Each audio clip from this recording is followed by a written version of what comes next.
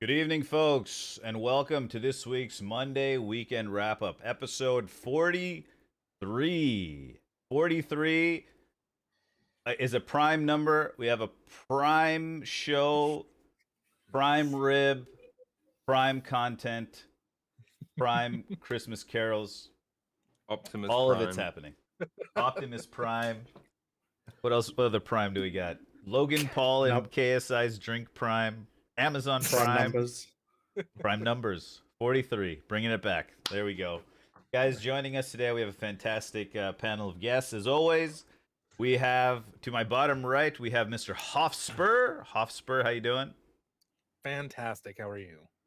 Good, doing good. Below me here, we have Mr. CulturedLeftFoot. Cultured, welcome to the stream. Welcome to the show. How are you? Merry Christmas. Merry Christmas. It is Christmas time. Face. Wait, tomorrow is the 12 days to Christmas, right? Where? Why not? Yeah. It's the Why not? 13th. What's on the Yeah. Well, it's early today trivia quiz? because you're in the future. Oh. True. What is on the what is the 12th day of Christmas? 12 Piper's piping, isn't it? no. That's 11, isn't it? No, 11 ladies leaping. 12 11 lords are leaping. Yeah. 12 golden rings? Oh, that's Five. five. Five gold it's cartwheel rings. fraud. Oh my god. Yeah. Something like that. Anyways, Love Christmas. the 12 days of Christmas have begun for Cultured as already. Being from Singapore is tomorrow morning.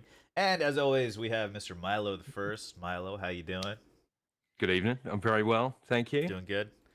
Doing good. Guys, a lot of football. Well, a lot of important football. World Cup coming to a close. Quarterfinals. We're going to talk about the quarterfinals. Look ahead to the semifinals. A little bit of football news from around the world as well. Some drama in the U.S. camp. Some Ronaldo possible moves. Preseason matches are being played these days, which is kind of weird. You know, it's all brand new. But let's get started with the week's first quarterfinal, early Friday game, Croatia versus Brazil. Croatia versus Brazil. Croatia, amazing. Take it to penalties, dominate in penalties. Not many clear chances for either team. Vardiol, the youngster for Croatia, getting it done. He'll be on the move. I believe he's 20 years old, left-sided as well. Interesting fact, 8 of Croatia's last 9 knockout matches have gone to extra time. And that goes back all the way to Euro 2008. They are quite the side. This is the 7th World Cup for Croatia. Since Croatia became a country, they've qualified for 6 of them. And they've made it to the top 4 3 out of 7 times, which is pretty amazing for a country less than 4 million people. It's insane. It's pretty insane. But yeah, Croatia, Brazil, general thoughts. Also, quick question I probably could have asked beforehand. Cultured, do you have Croatian roots or anything? Me? No. Oh, okay. No, I've got Italian roots. Not Croatian. Okay. Okay, you a long time ago you had a Croatian national team created. So for some reason I thought you were like a Croatia fan, like that was your like underdog team. Anyways, I don't know. I can't remember. I might be Slovenian. Oh, okay. I don't know. I don't know what I'm talking about. Yeah. Okay. Croatia, Brazil, guys. General thoughts about the game. General thoughts I about hate the Croatia. game. You hate? No, I hate them in this World Cup, right? They've won one game and they're into the semi-finals. I hate it. I just hate it. They've won one game against Canada. I hate it. It's not right. Yeah. Canada's group, Morocco and Croatia, both in the semifinals. Yeah. Coming out of that true. group. Pretty wild. General thoughts about Brazil, though. What's going on with Brazil? What do you think is the Milo? They have some issues of their own. Like we talk a lot about. Obviously, we're going to get into another certain nation that has a lot of issues in tournament football. America. But Brazil, sure, yeah. But Brazil eliminated from 4 of their last 5 World Cup quarterfinals. That's a stat they're not going to be happy about. And Neymar, I thought Neymar played well. Obviously, they rested him for the knockout phase, and he did score a really nice goal in the game. I actually thought that was going to be enough to send them through because Croatia just didn't look like creating much. Right, it was pretty much let's build a wall and see if they can get through it, and then they did. In one of those freak sort of moments in football that you get, and Brazil will be ruining that because they probably did on the balance of play. They deserved to win that game, and I would have liked to have seen Brazil were my pick for the World Cup, but that's not the reason. I don't know. I like to see them go deep, unless they're playing England. Always a part of me that thinks I wouldn't mind seeing Brazil do okay, but yeah, I mean, they've got to be thinking about what do they need to do differently? Like, there must be an inquest there, I think, for Brazil. Yeah, as you mentioned, they got knocked out of the quarters, and the time they didn't get knocked out of the quarters, they got to the semis and got thrashed 7-1. Yeah, at home, yeah. they got thrashed At by home, Brazil, yeah. Germany, I think it's been 20 years, right? 2002 was their last World Cup win. So, I think that 7-1 still haunts their dreams as well. Oh yeah, I really do. yeah. Tite. Tight. Toit. He has stepped down from the Brazilian manager post. He promised back in February he would do this. He said his cycle has ended. He also added after the game, "I'm not a hypocrite. I know I'm the one who is most responsible, but it is not about being a hero or villain. There's no such thing in sport. That's just football."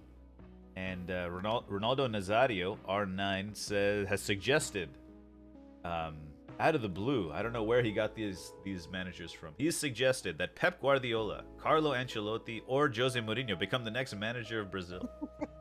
Can you imagine Jose Mourinho in charge of Brazil? Oh my god. Oh my god. That'd be pretty neat, actually. Jose might be approaching international management. Yeah, I think. Might be. Yeah.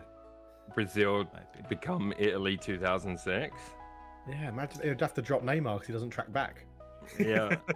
Speaking of Neymar, it's quick trivia. Do you guys know who the last Brazilian was to wear the number 10 shirt? Fred. Kind of a tough one. It wasn't Fred. It was like before Neymar got the shirt. Oscar? No, it was a little bit before him. Not Kaká. No. It was after Kaká. Someone wore it Okay. after Ronaldinho. Kaká. No, okay, this is a real Coutinho. tight one. No, not Coutinho. So this Good guy, I guess. don't think he played much in Europe actually, but he was. No, I think he Oh, played was it briefly. Gonzo? It's Gonzo. Yeah, Gonzo played. He had it for a solid bit. He was tipped to be like the next big playmaker, but it never. He was at Sao Paulo, I think, and I think he went to Europe for a short period of time, but it didn't Yeah, really work out. he bounced around a couple clubs in Europe, but In Europe, okay, yeah, he didn't okay. fit. I want to say he was at Sevilla the longest, but he just, I mean, he's the Brazilian Riquelme attacking mid who doesn't move outside of a 10-yard circle. And that's just, Deep it blank doesn't work playmaker. in Spain. Yeah. Big performance from the goalkeeper of Croatia, Dominik Livakovic. Some great penalty saves. By the way, that's back-to-back penalties for Croatia. Yeah. Penalty shootouts. They beat Japan in the big performance from him. Another interesting kind of duel we had in that game was Casemiro and Modric played against each other. Obviously, teammates won, I think, 5 Champions Leagues together at Madrid, going against each other in the quarterfinal. They exchanged shirts at halftime. It seemed like they knew how each other played, though, which was kind of cool to see. I thought Modric was phenomenal in that game, actually. Yeah. He was, which brings me to Modric. I want to talk about where does he rank in midfielders, in your opinion, or midfielders? Well, I mean, in terms of are you talking in a top 10 scenario or a top 5 scenario? Sure. Is he in your top 5, top 10, top 3?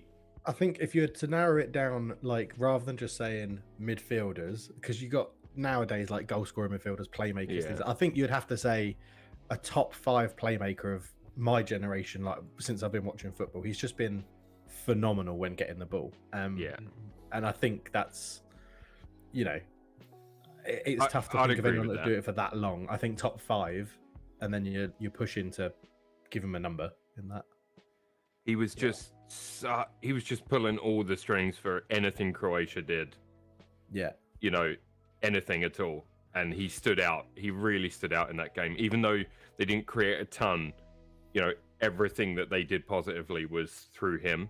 And it really stood out to me as a big performance, and they're going to need him to do the same tomorrow. I found it really strange because against Japan, I don't know whether it's a work ethic thing or something like that, but Japan kept Modric relatively quiet, so much so he got subbed off during extra time, didn't he? Because he was dropping, Modric was dropping deeper and deeper and deeper to get on the ball against Japan. Japan just kept chasing him, not letting him have the time on the ball. And Brazil, naivety, I don't know. Maybe someone like Fred could have done that.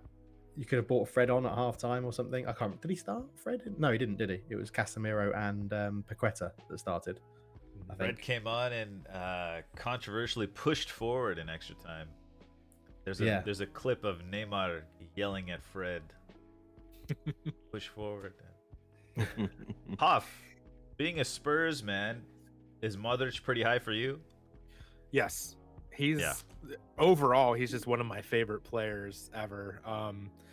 Because he was sold right before, or I'm sorry, he was sold after Berbatov, before Bale. And so he was like the middle guy, but he's the one of those like 3 especially.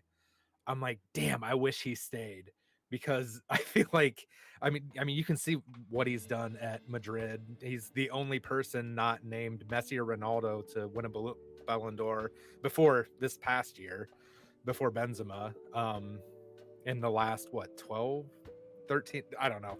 Yeah, it's been a while. In recent history. He's so good, and he's still so good. That's what's impressive to me, because what's his age again? Is he the same age as Ronaldo? 36. 36 or 7, yeah. Okay, yeah, he's still playing and controlling games like he is. It's something special to watch. I love watching him play. I wonder what I feel like Spain has a monopoly on the midfielders, but I think Modric, I think he ousts Xavi. I think because he's the most similar to Xavi, or Xavi's the most similar to Modric I can think of. I can't really think of too many others. But yeah, really special, fun to see him play, and at that age, it's pretty inspiring. I think just on Modric, I think he changes how he plays so well according to who his centre midfield partner is. If you remember him like Spurs, he was much more attacking, and then I know he's got older, so he drops a bit deeper, but he still has that ability to mix up. Like alongside Madrid, Casemiro next to him, he pushed higher up. Playing for Croatia, he can drop a bit deeper, he can play high. It's just phenomenal how he can do it still at 37. 36, crucial type of player. And also, Kovacic, Brozovic in there is really good midfield. Kind of gets over. Yeah. Last couple things about this game. Zlatko Dalic, the Croatian head coach, says we conceded a goal but came back and demonstrated our character. We beat the country with the greatest World Cup record. Only Croats. Is it Croats or Croats? Right, Croats. Only Croats can do this. We have incredible strength. We shall not surrender. So you just love to hear that. They'll pump you up, Yeah. And last but not least, Roberto Firmino. Did they miss him? I don't believe so. Yeah. I think they played well up to and including the Croatia game. I don't think Brazil were bad in that game necessarily. I just think that it's a game. The quarters onwards, really tight margins. Everyone's reluctant to really push on. Yeah. They were trying to carve out an opportunity, and Croatia built the wall, and it was just going to be one of those games. So I can understand why he'd be in the conversation, because he gives you something different up front. And especially, when Jesus got injured, I'm sure they were like, damn, I wish we had Firmino now, Right. like, but I think they had enough without him. And Yeah, I agree. I think Richarlison did enough leading that line for Brazil, and I think he proved it. And I think you're right. I think it's when Jesus got injured that's when it was like, crap. Now we could do with a different option. But you can't foresee that coming, can you? Right. So, in a World Cup. Yeah. Tite going with, I think he made some early, he took off Rafinha in like the 55th minute, getting Antony on, getting the wingers on. Yeah, interesting. We'll see what happens next for Brazil, and Croatia versus the winner of Argentina and Netherlands. A memorable no-look reverse pass, nutmegged Manchester City's Nathan Ake to assist from Lionel to Nahuel Molina for the opening goal. Manchester City's Ake followed in the footsteps of his teammate, stroke mathematician friend Akanji, with a poor defensive display, but that's besides the point. Messi made it 2 from the penalty spot after Acuna was fouled by Dumfries. And then Van Gaal resorted to some old school long ball football, pumping it into the box. Wout Weghorst coming on, getting the job done, getting the flick on for the first goal, and then that beautiful free kick. Tuck that away. Pretty amazing stuff. And then we go to penalties. Guys, general thoughts about the Argentina-Netherlands game. Pretty epic game later on Friday. Hoff, what are your general thoughts about that one? That was a fun one. It was. I liked seeing, was it Fernandez that blasted the ball into the bench, I think? And then I didn't like seeing that, but I liked seeing the teams go at it after that. I just like to see like everybody on the team, like guys on the bench, coaches, guys on the pitch, like fighting. It's the American baseball fan in me, like the benches clearing brawls that you see.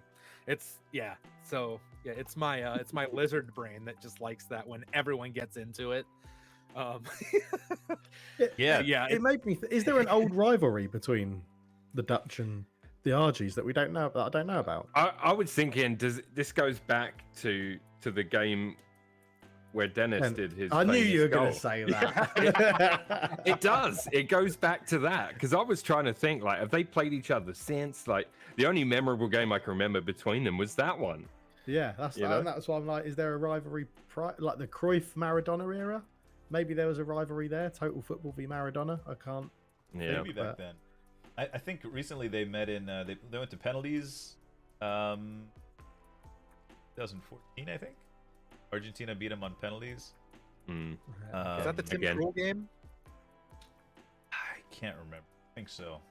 I don't have it written down. Yeah, it was, because they bought Tim Krul in the game before and he saved loads of penalties, and they did it again in the next one and he didn't save work. them. Yeah. It didn't work. Yeah. It definitely. Go on, sorry, Carl. Oh yeah. So about the kind of the baggage coming into the game, Messi was pretty visibly upset after the game. He did a celebration like this, right? He holds his hands behind his ears, and he pointed right in the direction of the bench. Javier Mascherano actually posted on his Twitter that photo, and this celebration was, okay, this is the rumors and what the people are saying was popularized by previously mentioned Juan Roman Riquelme. And Riquelme's career at Barca was ended by Van Gaal. That's right. Yeah. So there's a little bit of that. That was the 2002-2003 season. And then after the match, he went to Edgar Davids, and they had a little talking to. I don't know if you remember that. And later he said to Mexican television Depor TV, I was angry because a coach like Van Gaal with the experience he has, that he talks the way he spoke and he lacks respect. It didn't have to be like that. It didn't make sense. I feel like he had disrespected the Argentine national football team. It got a little heated. Messi was probably the most visibly agitated I've ever seen him. The last person on earth you want to agitate. Right. Exactly. Before a World Cup quarterfinal. Exactly. Yeah. I thought it was interesting. It's nice to see like some like leadership outside of just picking the team up and putting them on your back from him. Right.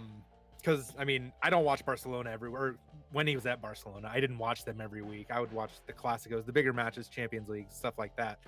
Seeing him like not picking fights, but like standing up to the opposition, things like that, and going after a guy arguing with a guy nicknamed the Pitbull. I don't know how smart that is. Yeah. But yeah, I thought that was a side that I haven't seen of him very much, and I kind of liked it. Yeah, I mean the game had a total of 17 yellow cards, two of them for coaches. I think Walter Samuel got one, and then somebody got a red card after the final whistle. Dumfries. Dumfries, Yeah. That's right. Yeah, Dumfries. There was one situation where Messi like kind of handled the ball. I don't know if you remember that, right before halftime, and no card for that. And then later Messi got a card for dissent. I really enjoyed this game. Yeah. And I'm really torn, guys, because as England and Argentina have a very well documented rivalry. So obviously, you know, I don't want Argentina to win, but I gotta be honest, like the thought of Messi ending his career by lifting the World Cup is kind of an iconic image I wouldn't mind seeing. Yeah. I'm not gonna lie. It would be epic. I'd love it. Oh, it would be epic, and it would be an image that just lives in infamy forever. One of the greatest players to ever play. Definitely. I was listening to a comparison of. I didn't see it. Maybe you guys remember. There was an assist by Maradona, which is being compared to this one, but they're saying that Maradona's assist was better than this. I don't know if you guys know. Apparently, he dribbled, attracted some players. This was in the World Cup for Argentina, and then made a pass similar. Whereas Messi just, nutmegged a Manchester City player, which isn't that hard. After that game, it had been a while since I've done this. After that game, I went and found like a really high quality Messi montage on YouTube just to roll it back and just wow, man. Like He is ridiculous, isn't he? Easily one of the best to ever do it. And there's no debate for me. It's the debate that I'm talking about. There's no debate for me. On the pitch, as a physical player, he's one of the best. Yeah. But there are things of his past. We've all got ghosts in our past. Don't I worry. mean, he's got ghosts in his veins. That's what we're... Okay, anyways. So, bringing it back to the football Yeah, quickly. I think it's worth talking about the absolute cojones on the Dutch team to do a free kick like that with the last kick of the game in extra time. 2-1 down. That is unbelievable, Very right? Van I forgot very about Van Gaal. that. What a great set piece. Unbelievable, wasn't it? Yeah. What Absolutely a great set unbelievable. piece. Yeah. Yeah. Weghorst has scored that goal like 2 or 3 times with Wolfsburg. They've run that same set play. Like it's not. I wonder if Wow. he's like, oh hey, let's do this. He like went up to Van Hal or something, or maybe just went up to the guys taking the free kick. Like, just play me a pass and I'll play. Just hit it to the Argentina back post. did that in France '98 against England. They did. Right before half time, I think it was, Culture, wasn't it? Because it was it was Tabatastuta, and it was almost identical. Everyone in the world thought the shot was coming, and then it just got played into the edge of the box and turned one touch goal. Yeah, Veron and Riquelme Yeah, standing over the ball, and you think this is a shot from one of them. Yeah, like it reminded me of that immensely. But what a fabulous set piece that was at such a clutch time. That's unbelievable. There's a guy in the fantasy league that I run, and he was at that game, and he was sitting in line with the wall, and he recorded that goal, and he shared the video with us. It's incredible how they pulled that off. It's really cool. That's neat. That was a great goal. Just great game. Great game. Great day of football. The Spanish referee Antonio Lahoz has apparently been sent home from the World Cup. He will not be World Cup. You always see his face on Spanish TV. Mm-hmm. You know, his kind of, who does he look like? I don't know who. I was trying to think of kind of. He what's his name? He's an actor. He was in Veronica Mars. He played his dad. I don't know if that helps. Probably not. So niche. I gotta look up his name now because that's gonna bother me. What does he look like? He looks like he wants to be a star, you know, or something. I don't know. He's a very disagreeable kind of guy on the There he pitch. Enrico Probably- Colantoni. He's Canadian, actually. Oh, That's a very course. Italian name. But anyways, Argentina defeats Netherlands and they play Croatia in our first semifinal. That is tomorrow, in fact. Tomorrow, 11 a.m. I will try to do a watch along for that. Try to watch some of that. You guys are all welcome. And if anyone in chat wants to hop in, you're welcome to hop in too. I don't really, we'll see how it goes. Just the I will timings. be in the office. The times have to be lined up. Gotta have our time. Yeah. I'll be in the office for that one, so I'm gonna have that Okay. on the second monitor and probably raise some eyebrows in the office, but whatever. Spreadsheets. That's what I'm doing. On Yeah, I'm shouting to- passionately at spreadsheets. Yeah. No. Go on, Excel. On to our next game. Historic game, in fact. Morocco and Portugal. As we all probably know already, Morocco are the first African nation ever to make it to the World Cup semifinals after Yusuf and Nezri headed past Diogo Costa in the 42nd minute. And Nezri got pretty high up for that. I saw the replay, and he looked like he just flew up in the air. Pretty He wild. did. I wouldn't say he out jumped the goalkeeper. I'd say the goalkeeper massively ballsed it up. Yeah? That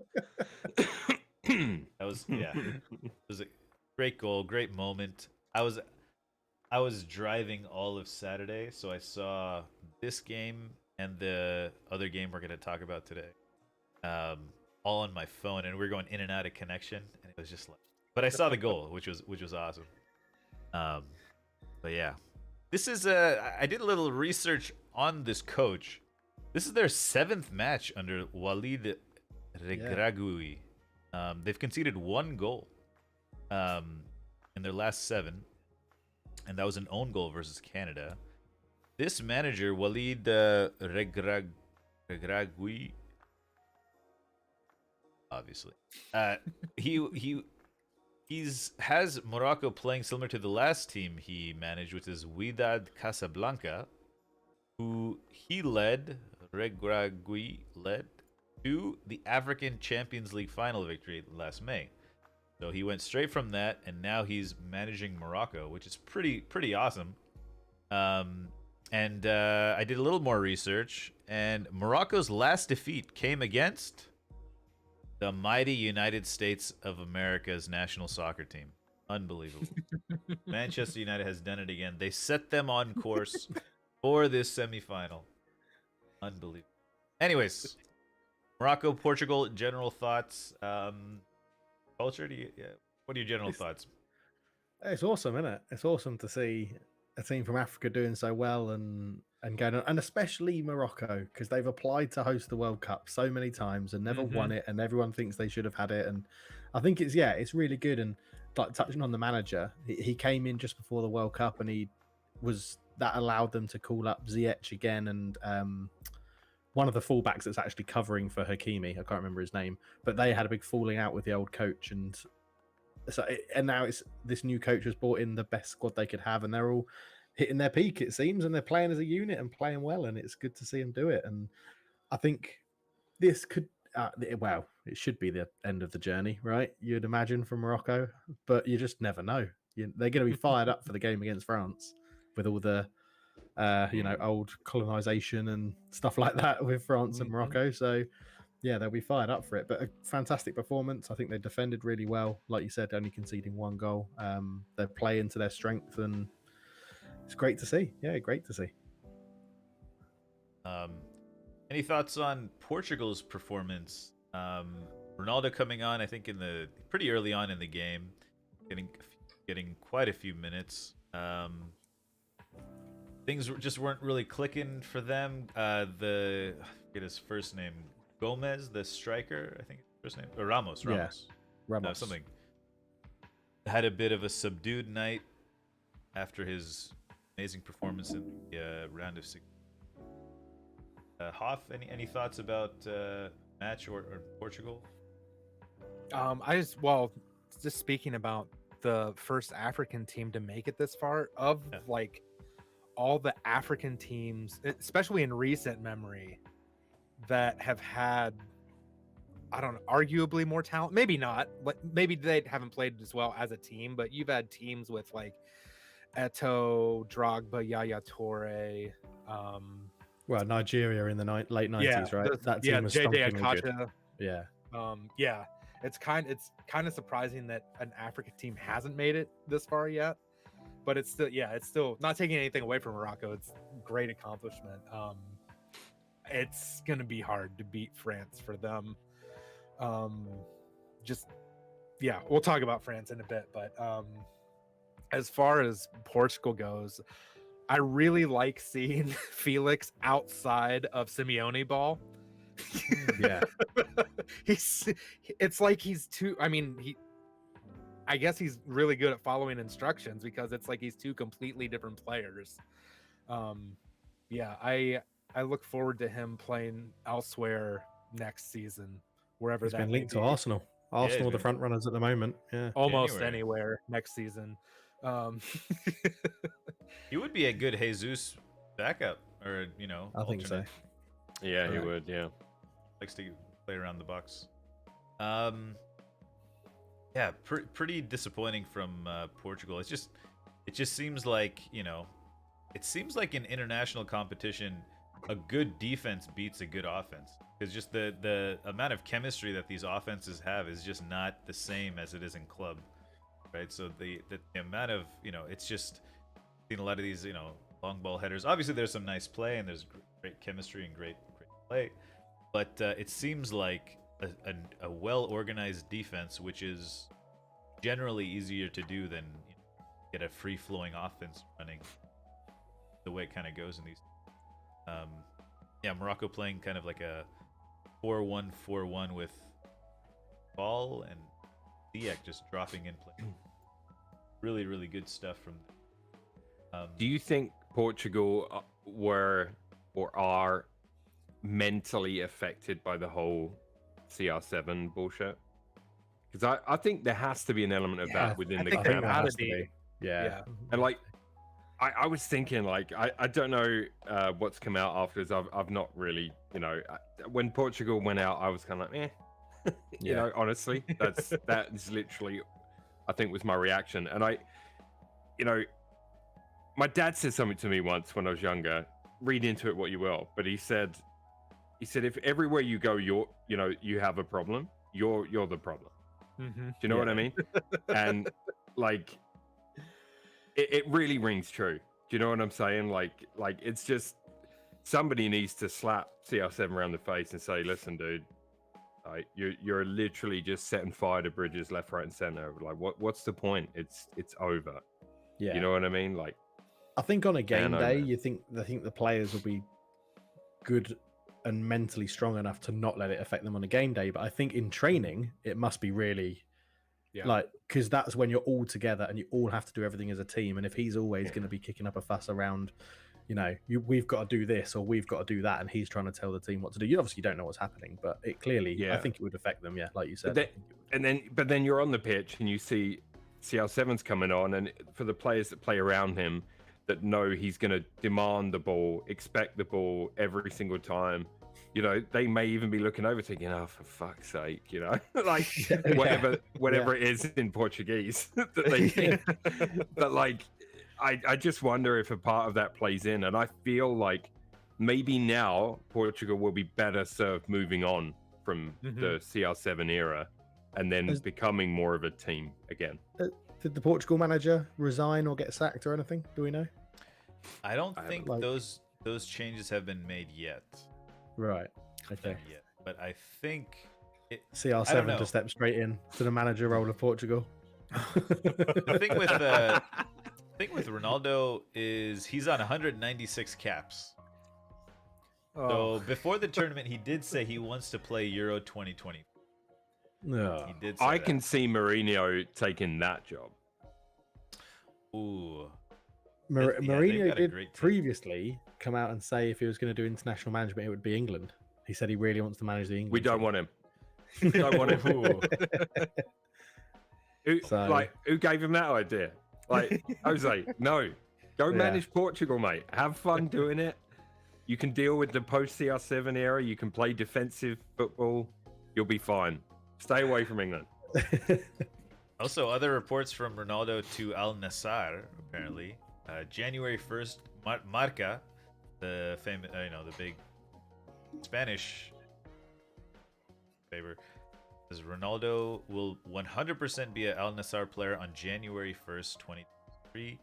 And then other reports. $500,000 a week? Yeah, 200. Yeah, I don't know. 250 million for 2.5 years. Jeez. Wow. But then other reports are saying that that's false, and they're suggesting that Roberto Firmino might go there. I don't know how his name got thrown in here. Yeah, it's not quite a typo, is it? Cristiano Ronaldo and Roberto Firmino. Right? Speaking of Mourinho going to England, and then England vacancy, the final quarterfinal that we got to talk about, which some of us are... Okay, let's just get into it. The glorious English Lions have been knocked out by the World Cup holders, Les Bleus, France, in a very entertaining 2-1 quarterfinal, to be fair. A lot to discuss. I felt England were the better team for most of that match, but it all comes down to those goals. Let's hear Milo. What are your general thoughts about let's talk about the match first and the goals and some of the penalty calls or whatnot. Let's just go through the match first. Yeah, I know you wanted to break this one down a bit deeper, so that's absolutely fine. I mean, for me, I agree with you. I thought England were the better team on the day. Southgate surprised me actually. With again, it's a question of how much he lets that team play. I mean, I gave you a statistical breakdown 2 weeks ago, showing what he tends to do in these bigger games, and he let them play more so than I've seen before against an opposition of that quality. And I thought it really worked well. I thought Saka. We'll get into individual performances, I'm sure. I thought Saka was phenomenal. I think that's a general consensus that he was the best player on the pitch. And then Foden as well. It worked much better than any of the other games in the tournament, I thought. And I was kind of, again, we'll get to that maybe man-to-man stuff later, but I was kind of disappointed in the substitution choices. I thought Henderson was really good as well, although he kept finding himself out on the right wing, sort of, which was allowing Saka to invert and be dangerous. And they were linking up really well together. And when Southgate changed that, I can only imagine it must have been a knock or something, because it was such a surprise to me, because France were being terrorized by that side of the pitch. So I was really, really surprised they changed that. The goals themselves, I mean, look, penalty shouts. There was another penalty shout aside from the two that were given, and everyone's slating the ref. I didn't think too much of the ref's performance, but obviously he was awful. Yeah, for both teams, not just for England. For both teams, he was generally awful. Let's start with the first goal. Yeah, for sure. First goal. Chouameni. Chouameni, big strike from outside the box. Very nice strike, I think. I think Mbappe began it on the wing, cut in, and handed it off to Chouameni. Got a comment on that. Yeah, let's talk about it before in the build up to that. Is that what you got the comment? Yeah, Kyle Walker. Oh, okay. I I was was gonna- going to I was talk. gonna I was talk going about to talk Kyle about the possible foul on Saka in the building. There was Oh, a foul and on that. Saka. Yeah. Yeah. What do you was. guys think about? I thought that was a pretty big moment for the Yeah, I first I think goal. it was a nailed-on Yeah. foul. Yeah. Yeah, I it was think a it was foul. definitely a foul. I think most It people kinda have said goes- it is. I think it goes back to what we talked about in the Premier League a couple of times about the phase of play, and based on Mhm. those standards, I think it is the same phase of play. Yeah. I don't know. I I I would mean, be it should be because furious that's what about won Yeah. France the ball, right? That's what Yeah. France launched Mhm. their attacking phase of play Yeah. by fouling Saka. And they so just should took it up really the have come wing. back. Mbappe Yep. cut in, Yeah. pass in, strike. Goal. Although, if you watch the replay again, there's a moment for me. Pickford's, aside from the foul, it wasn't given, right? So the passage of play continues, and part of me, it wants to give a little bit of blame to Pickford for this one, because if you watch the replay, just before Tchouaméni releases that shot, the ball goes out to Pickford's left a little bit, and you see Pickford go round as a goalie would to close down, for his angles. He's going for the Yeah. correct angle. It's goalkeeping all about angles, as we know. So he moves across like that. Now, when the ball comes back to Tchouaméni, you'll notice that Pickford, if you watch the replay from that reverse angle, he doesn't move back to the middle. He's a foot or so off center. Yep. When that shot is taken, and that's all he needed to get to it. Yeah. He was fingertips away. So I thought Pickford could have positioned himself better for the goal. But yeah, I mean, it is I what it think is. A good strike. I don't think Pickford was expecting him to shoot because there was such an overload on that side where the ball, because it was only Mbappe Yeah. on the left who was cutting in and he passed the ball. All the other French players were on that side. I just assumed Pickford thought he was gonna let it go across his body and keep moving it down the right, so Pickford didn't come across. But yeah, I think Pickford can have a bit of blame. But for me, I think Kyle Walker had a lapse of concentration and went into Man City mode at that point, because that is the only point in the game he pushed so high up to go up towards Saka's side and cut in field a little bit as like an inverted wing back, and it's the only point in the game he left Mbappe. It was the only point in that game that he left Mbappe free with some space. And I think, because I can't imagine, referring back to something that I'm sure Milo's going to come to later on, I can't imagine Southgate has told Kyle Walker, get up the pitch, like go and support Saka. He's going to let Saka go and do it. And I think, but this is a sort of game that I'd agree with that, right? You want Kyle Walker in there for his pace to track Mbappe and make sure Mbappe doesn't get too much space. And it was that one little lapse, and I think that's the difficulty of international football, right? You're coming from a manager like Pep, who's like, I want my fullbacks to get up and invert and go and support the midfield and go and get up there. And it was just that one little lapse of concentration that gave Mbappe that space. And that's where I think it all sort of started. Obviously, the foul is where it all started, but yeah, from that sort of point, it was a very well taken goal, and I think England could have defended it a bit better from lots of different points. So, yeah, it was a great strike.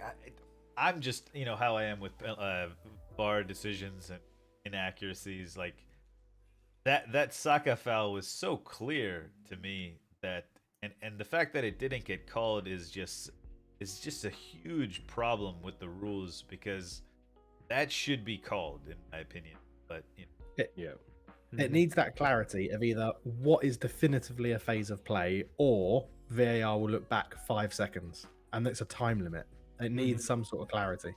I need to look back at the goal, but I don't think France brought the ball back or any back pass. It was just forward the whole time and in and into Tchouaméni and then a shot. Like, to me, that's one solid phase of play. The next goal, or the Kane equalized with a penalty, won by Saka. Once again, Saka doing well, win that penalty. I think it was it who fouled him? Tchouaméni fouled him. Tchouaméni, that's right. Yeah. And then Kane puts it away past Hugo Lloris. It's a great pen. Dynamic. It's a great pen. It was a great pen. And then we had a bit of a then we had the Giroud header from from almost your boys got to do better with those. Do you know what? Giroud's movement was really good, and he outfoxed Maguire. What's so irritating is it hit Maguire's bloody shoulder and deflected past Pickford. Yeah. It was going straight into Pickford's gloves. Ideally, you want your centre back first to those, right? And I mean, we all know what Giroud's going to do. we all know what he's capable of. It's either going to be a header off a cross like that, or it's going to be a spectacular scorpion kick. So there's nothing Which in he between. did try one in the game, didn't he? Yeah, He did almost try scored one, right yeah. before the goal. He almost, he almost Yeah. had one like Yeah. maybe 2 minutes before the goal. Did he But- though? Because I feel like now, ever since that goal, he just trails his leg up in the air behind him whenever the ball's like remotely near him. You know what I mean? Like, So was it? I can't remember which French player it was. I don't think it was Griezmann or Giroud, but someone came out afterwards and said that Deschamps told them at half time that he wanted Giroud to pull onto Maguire and Griezmann to play wider and basically play for crosses against Maguire. yeah. Like because Giroud was getting outpaced by Stones and Stones was giving him a really tough game up front. And one of the I'll have to look it up, but one of the French players did come out and say it was Deschamps' tactical change that changed it. And then more annoying, he was about to sub him off for Thuram and left him on for an extra 5 minutes. Yeah. I thought. Sorry. I thought he ran. It's a Oh, good goal. Yeah. Sorry, Carl. okay, yeah. It was on Maguire. Okay. I thought Yeah. it went across Stones and Rice, and then Maguire was playing catch up on the back post. No, Maguire was marking him at the front post. Yeah. No, the front post was Stones. It was on the. It came from the. Stones had no chance of intercepting that cross. I'm not Stones, saying I he don't had- blame Stones for that at all. I'm not blaming Stones, but I think it's not like he You're hit it defending at Maguire, is I what am you're doing. Well, to be defending Maguire. fair, I'm not actually blaming Maguire. I blame I'm Maguire. I'm Slap praising him. Giroud. I'm praising. he Giroud ran 'cause across The and movement, the movement yeah. was incredible. Yeah, He- the he movement me- to yeah, get he on the messed end of with it was the- incredible. Anyways, So, And Slab had missed a header from an England corner. oh, or he hit the free kick. post. He hit the Yeah. post. Oh, the Damn it, outside of the Harry. post. Yeah. some people were I've got- saying Declan Rice should have done better on that. Well, he should have been tucked in. I don't know. I have a problem with both Harrys in this game. Okay. Yeah. And then we're moving on. Shortly after that leading goal from France by Giroud, we had the Kane penalty decision. Should have been a red card. Should have been a red card. Could have been a red card. Last I man. don't understand why it's not a red card. I don't understand. One, he's nowhere near the ball, so it's dangerous play. And two, he's the last man. And if he doesn't do that, Mason Mount can just touch. Mason Mount might not score, but he'll get to the ball. Mason Mount would get to the ball. I didn't think. And about it was this stupid, part. right? What is Hernandez doing? So like What? last man, clear goal scoring opportunity, off the ball. Like it's impossible to not give a red card for that. And honestly, I don't And think he was somehow- even gonna. I don't think he was even gonna book him Oh no, until he the wasn't. England players were like, "What are you doing?" Yeah. And then all of a sudden he waved the yellow. He's and like, it's oh yeah, I gotta give him something. Yeah. It was like Yeah. a reactionary. He's like, oh shit, yellow. Yeah. yeah, Yeah. very poor refereeing, and he lost control of the game a little bit in that next sort of 15-minute spell. If you go, I felt the ref just lost control at that point. But again, I think that comes down to VAR. VAR give the penalty, and VAR should be able to tell him that's a red card. Yeah. They should be able to say penalty, red card, offence. If you're going by the letter of the law. But yeah, he don't was know. terrible. I think the ref was terrible, but yeah. So I don't Fair know enough. what the correct call is. There. Okay. Is do you call it a dog? Like, is it a denial of a goal scoring opportunity? Because it felt like the ball was way over both of their heads. Yeah, I mean, That's what I thought the last- only decision was, right? He still could have Like, gotten sometimes- to it. Yeah. But yeah. yeah. that's what I mean. I don't think you can't say Mason Mount would score. You can't say it's a direct goal scoring opportunity. That's But why I think it was. if he it gets a wasn't touch red. on it, it could be one of those where Lloris has come out and it loops over him. Okay. But yeah. the last man It seemed rule like is the would've last been the man rule is goalies. separate to the goal scoring opportunity rule, is it not? I'm pretty sure it is. Well, but yeah, Uh, the double jeopardy rule means that if Yeah. you're going for the ball and you give away a penalty as a last man, it doesn't have to be a red card. Yeah, But he wasn't going for the ball. yeah. He literally just shoulder into the back of the player, Yeah. sent him denial flying. of a goal scoring opportunity is a red. Yeah. In when you're last man. But I think that's what the ref was checking. Was it a denial of a goal scoring opportunity, or was it a foul? I mean, it's or- also or a was tackle it from nothing? behind. You know what I mean? It's a dangerous challenge because if you're not expecting that, that's the kind of thing that you get whiplash from. I'm yeah. taking it a bit extreme, but it is. No, you're fine. Yeah, You know, you're taking ultimately- it the way I like to take things. Like real strict. Yeah. Like I just think that what the goalies or what the ref was checking, I felt is the ball in a playable area for Mount, because you do. I mean, it. Obviously, I'd like can those to be understand called that. always, but Yeah, I can understand if the VAR's gone to the ref and said that's a penalty. Your decision is now, was Mason Mount going to get that ball? I can understand the ref potentially saying no, but right. in my mind, there was a chance that Mason Mount might get that ball, and he's just been fouled completely off the ball, so it should be a red card. If Hernandez was looking at the ball and bumped into him, you can let him off, but not. Hernandez just looks at him at his back and just completely barges him out of the way. There's no attempt for the ball. I'm for lazy defending being punished. That was complete lazy defending, and it did get punished. Now, whether red card or not, I'm not. I don't know. The referees thought maybe Dale Johnson at ESPN. Because if he got sent off, Kane would have scored. True. Oh, I saw another bit of analysis about. Okay, so speaking of Kane's missed penalty, how do you guys feel about that? Like, what? I have a question for Hoff, Go because for it. Hoff, somebody told me after that he had 2 penalties in one of your Champions League games. Against Frankfurt, yeah. Yeah, and he did a similar thing. Is that He missed the second one. Yeah. And did he go? Was he going for?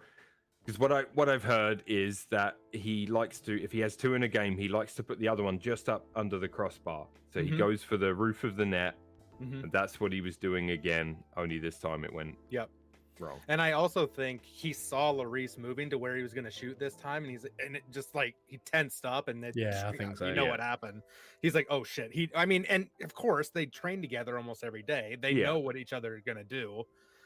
So yeah, I'm surprised that he did try that. Honestly, I'm not mad that he took it. There's nobody else in that team that I would want taking a penalty more than Harry Kane. Like, I'm very aware of how good a penalty taker he is, and I will never take that away from him. And he scored a lot of goals for England. I mean, I do think a lot of them are against severely inferior opposition, but that's a conversation for another day. Yeah, I mean, 10 out of 10 times you give the ball to Harry, and you I was thinking he was going to score, and I was gobsmacked that he missed. He out-waddled Waddle, is how someone described He did, it. yeah. I thought he was just. I would have put it right down the middle, because Lloris is going to move one way or the other, because Lloris almost never stays in the middle, ever. But I don't know. That's a tough one.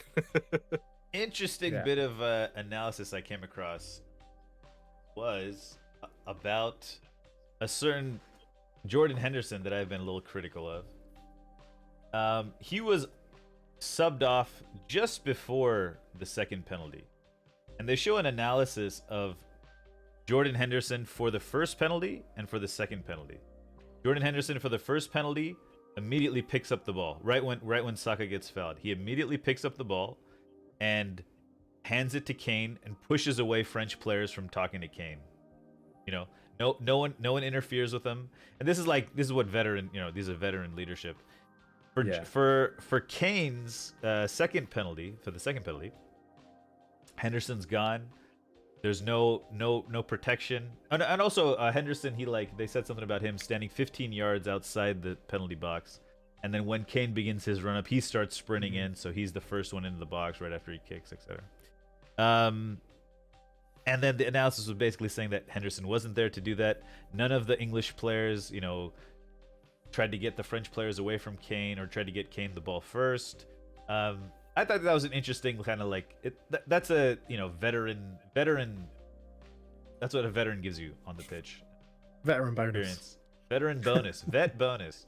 It is, but don't you think, like, if you're given the captain's armband for club and country, I mean, I'm expecting your mentality is way above being put off by anything like that. I think once Kane puts that ball on the penalty spot and then steps back to start his run up sort of thing, I think his mind is clear. I don't think he's getting affected by anything the French people do, but I understand. It's bloody French. I mean, what? Sorry. I got a I got a stat. Yeah, go for There it. Hoff. were. This is from Dale Johnson. When you brought his name up, I was like, oh, I saw a tweet that he had that Dale. made me think. There were 10 penalties given by VAR or resulted of VAR, up to Kane's. 3 of them were scored. Oh wow. Yeah. From VAR. From just not like a foul the referee gives it, from VAR approved Saying penalties. Yeah. You need to go and review. Yeah. Oh Yeah. wow, that's Wow. interesting. That's really interesting. Yeah. Going into all these Taremi, Messi, and conspiracy- Bruno were the 3. Oh, that's right.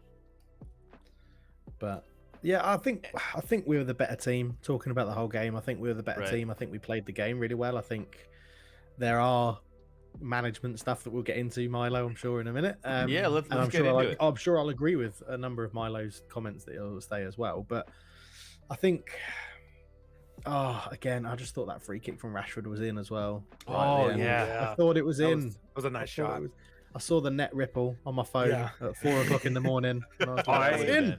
I did a watch along, and I'm pretty sure I asked him to bring on Beckham for that because he was there.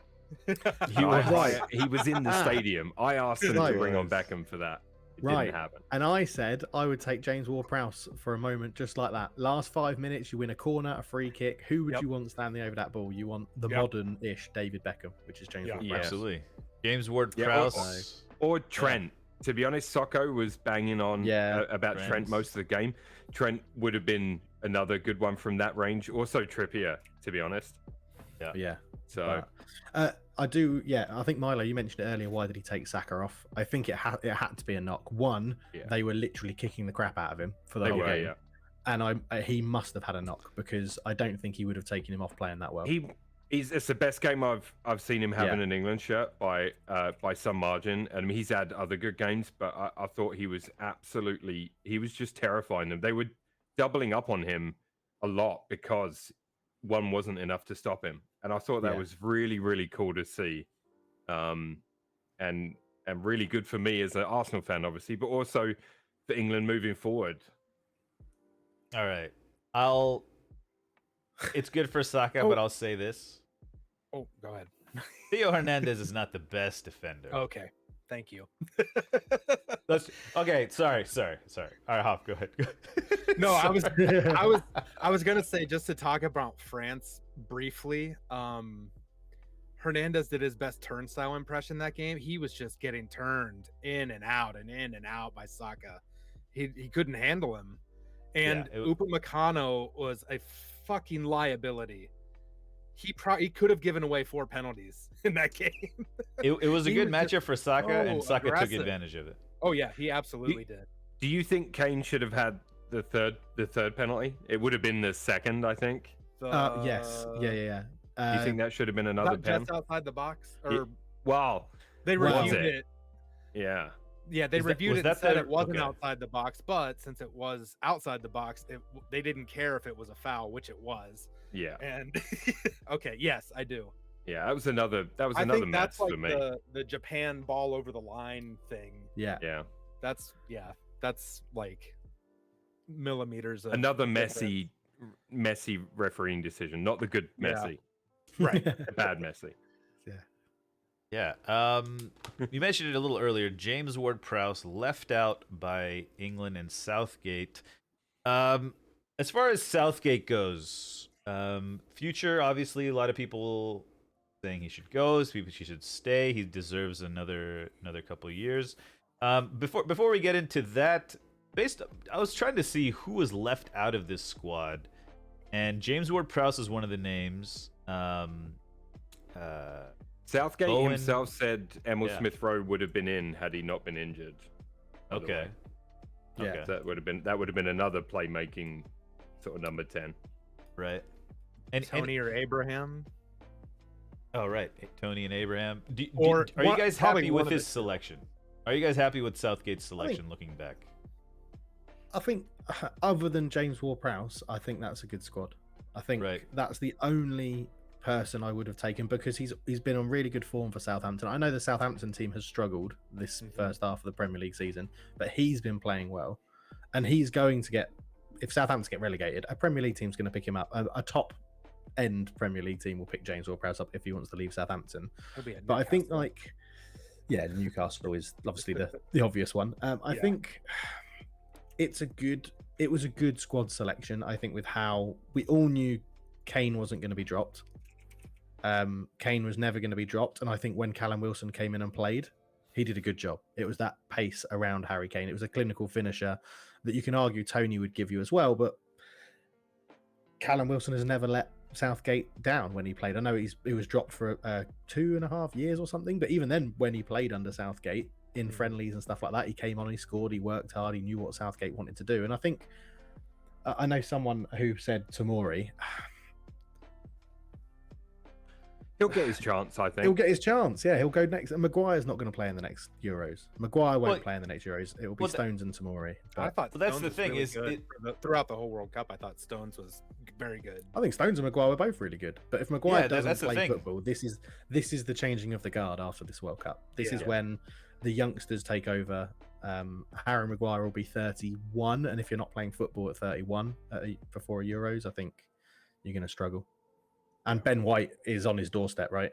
Ben White, Tomori. I mean, Ben White is right now, just by what Arteta's done with him, is cover at right back as well as that right hand centre back in a 3 at the back formation. So it provides the manager an option. So whatever happened there is whatever happened. I'm not too fussed about that. Yeah. I mean, I think overall, Cart, your question about the squad, like I wasn't, outraged. I do think it's, I would like to have seen Tony. I would like to have seen maybe a bit more of Wilson even during the tournament, because we all know Kane's strengths and weaknesses, if you like.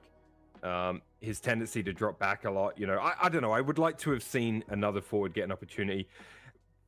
And do you know why I think it's more, for me personally, I always think about this other centre forward thing, because I had to deal with Ian Wright not getting in the England team because of Gary Lineker. So even at the end of Lineker's career, when he probably should have not been, there was one tournament in particular, the Graham Taylor tournament, where Ian Wright was on fire.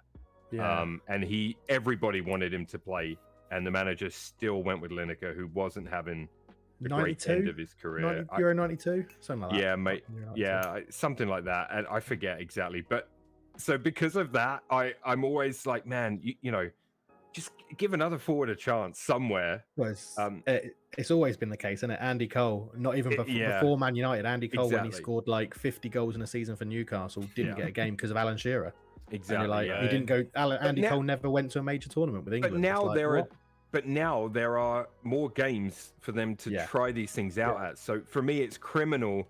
One of my points against Southgate is that his failure to experiment enough during the Nations League games, for example. He's still playing the same 11. Kane playing 90 minutes a game. Like, there's no need for it. We know what Kane brings.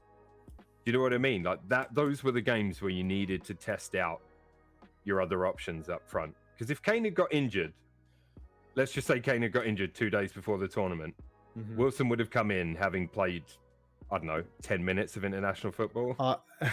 I don't even think he would have started Wilson. I think he would have gone false 9 with Foden up front. Yeah, maybe he would. Like, but you know what I'm saying? Like you need 2 centre forwards in your international squad, and they both need to be really good, and they both need to get some minutes. Yeah, definitely. Why? Why did Madison not play at all? Was Did he get hurt? injured? Yeah. I thought he had a knock before the tournament, didn't he? He was called up slightly injured, wasn't he? I think. Was he? Okay. Yeah. That's okay. And I think that's who Smith Rowe would have replaced. I think it would have been Smith Rowe over Madison. Southgate's a big Smith Rowe fan. It's the only reason I brought that up. And he actually said in a pre-tournament interview that Emil did a lot to help England get to the World Cup, so he would have been in the squad. Right. Okay. I know there was a big deal about including Madison or not, and I was kind of surprised that he didn't even play. So, yeah. And that's my annoyance, right? That's why I would have taken Ward-Prowse over Madison. Yeah. So take someone that's useful. that you will use, not useful. Yeah. No, I know what you mean. I mean, there's a bunch of players that didn't feature a minute. It's hard, right? I mean, you've got 3 guaranteed games. That's it. Yeah. That's it. You got to navigate your way through it. I think the first game he started Rice, Bellingham, and Mount, correct? I think He did, yeah. Yeah, and he then did, Mount yeah. didn't feature. He featured got- less and less. Yeah. He got ripped to shreds for that decision as well. It just didn't work. Like Foden was such a bigger threat and fit the team. Yeah. He's just better at Well, being that middle point between mid and attack. I don't know. I thought Foden was a lot better. well, he switched Mount for Henderson and put Bellingham up there, right? That was Yeah, more the but I mean, move. whatever way you slice it, Mount is, if Mount comes in instead of in the first game, Mount was the creative Attacking mid, Yeah. right? Yeah. So And it was what, Sterling and Saka on either side. it was, yeah. And Yeah. he probably would have stuck with Sterling, I think, as well, had Yeah. the home invasion thing not have happened. Yeah. But, Which is all that also then brings to the point of we touched on subs earlier. With all the players at your disposal, was Sterling the right person to bring on when he's missed training for such a crucial game with a personal family, like things like that? And Sterling had come out and said, I'm not going to fly back to the World Cup unless I know my family are really safe. But that's always going to be in the back of your mind. And I'm not blaming Sterling, obviously. I'm thinking Southgate has gone again with a bit of a favourite sub. And this is where I think we'll agree, Milo, is that one, subs were probably done too late. They probably weren't the right players. Saka, the I think he Grealish had to have a one knock, was but- unforgivable. How are you going to give Jack Grealish 3 minutes or something. 3 minutes in that Yeah. game? Yeah. That was ridiculous, and that's definitely on the negative list. Extreme's got a point there in the chat, and I just want to answer it. He says, just keep Foden away from that wing position. Extreme, welcome to England football teams, where unfortunately we have a habit of taking amazing midfielders and putting them on the left wing. Starting with Steven Gerrard, Paul Scholes, the list goes on and on and on. And it's a nightmare, and it's because England managers struggle to fit these players in the team. But that's why you need a manager who's ballsy enough to drop someone with a name and fit the team in the best way. And that hasn't always been the case with England, and it's still not. On the topic of managers and other managers from this World Cup, based on the tactics we've seen employed by the managers, which manager would fit this England team the best? What, national manager? International manager? From this World Cup. Terry Like, we've seen- Venables. Well, Didier Deschamps. Deschamps. Okay. We're so similar to France in terms Who of would do the Griezmann? what not levels. Foden. Foden. Okay. Yeah, I think Okay. Foden would do the Griezmann role. I think Harry Kane can not play like Giroud, but they could set up very similar to act like a sort of Giroud. I think you could then call up someone like Tony, who is a bit more of a target man than Callum Wilson, if that's how you want to play. I think, I'm not saying England and France have the same level of players, but I think you give Deschamps that England team and he sets them up to play more like France. Okay. And that would suit the players we have. 4-2-3-1. What about 4-2-3-1? That kind of fits how they're doing. What about managers that play 3 at the back, like Van Gaal, Japan? Of these style, like, could a Van Gaal system work with England? Do we have? I feel like we have the fullbacks, or you guys have the fullbacks. I think you do Cartwheel's that. shown his I'm on the wagon with you guys right He's now. on the wagon. Finally, I'm trying to solve he's on I'm board. solving the problem. What happened? I just I became wouldn't the get- American. Yeah. I think the problem You know, you have yeah, is that as soon as you play a 3 at the back system, you get a lot of English fans look at it and will go, "That's not attacking enough." And I agree, But- and I fall into that category as well, because I was really expecting Southgate to go 3 at the back, defend this against France, and sit back and hit them on the break, and that is Yeah. exactly what Louis van Gaal did with the Dutch. And I think the uproar, if you did that every single game, would be the manager would be out whatever happened. My thing with all international managers is finding the balance between being reactive and proactive. Yeah, Right. yeah. So for me, what I liked from Southgate in this game is he didn't revert to that. Okay. But he still played very reactive. When France went 1-0 up, England turned it up a little bit, and he allowed the team to press forward a little bit more, and England kind of took control of the match.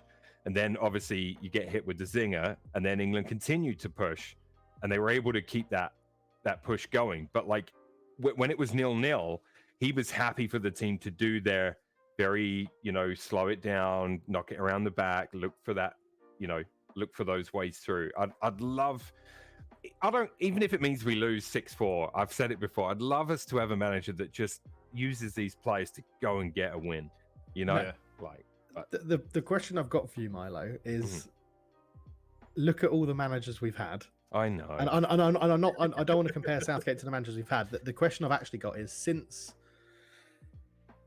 '96, maybe Kevin Keegan.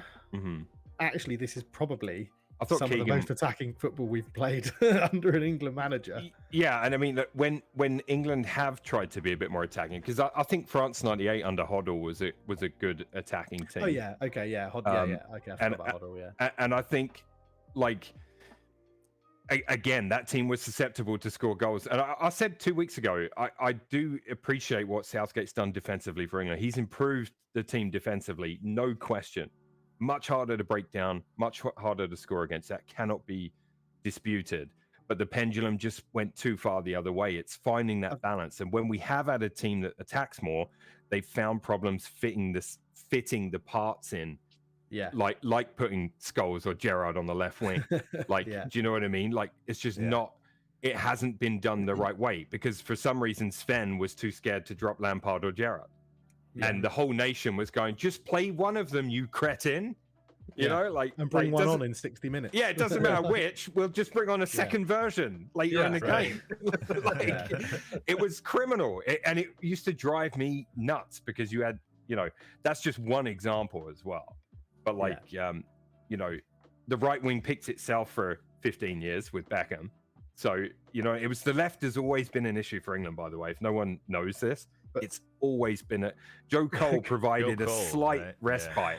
Oh. But even then, he's right-footed, and then he is right-footed. Can you remember? We got to that point. I can't remember which manager it was, but we got to the point where we were so desperate for a left-footed left winger, we called up Stuart Downing. That's right. Yeah, and we we're like, what? Downing. And we're like, what are we doing? Just change formation. Play with an inverted winger on that side and get people to shift. And ludicrous. It's I think in terms of manager for England, I think it's no, and it's up to Southgate, because I think he's taking that team and they trust him. The players clearly trust what he's trying to do with him. He's got a good dynamic with them.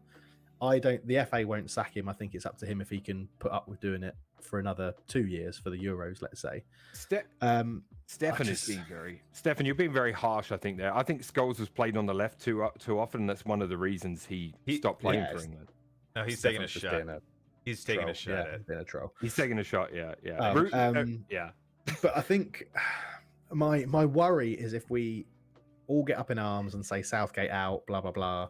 I have to. You look at who's there to replace him. Pochettino's the bookie's favourite. No chance Pochettino does it. He want club to club management, day to day management. Tuchel's second favourite. No chance he's going to do it. Absolutely no chance. He's not old enough and ready to do day to day management. Give up day to day management. Third favourite, Eddie Howe. Definitely not going to leave billionaire Newcastle right now, is he? If we sack Southgate, maybe in a couple of years and things like that. Fourth favourite, who is the only person in my mind that would actually accept the job right now, Brendan fucking Rodgers. Oh no, thanks. Get out. Ooh, yeah, get out. Yeah. No way. No. I mean, I don't want him. All I want to say is I sent you guys a picture. I said I was going to bring this up midweek. Oh. And so I'll just say the names. There's only a few because and I realize World Cups are 4 years. Yeah, World Cups are 4 years apart, guys. But this is England's World Cup wins since 2006. Tunisia, Panama, Colombia, Sweden, Slovenia, Paraguay, Trinidad, Ecuador, Iran, Wales, and Senegal. There is no giants of world football there. Like we haven't.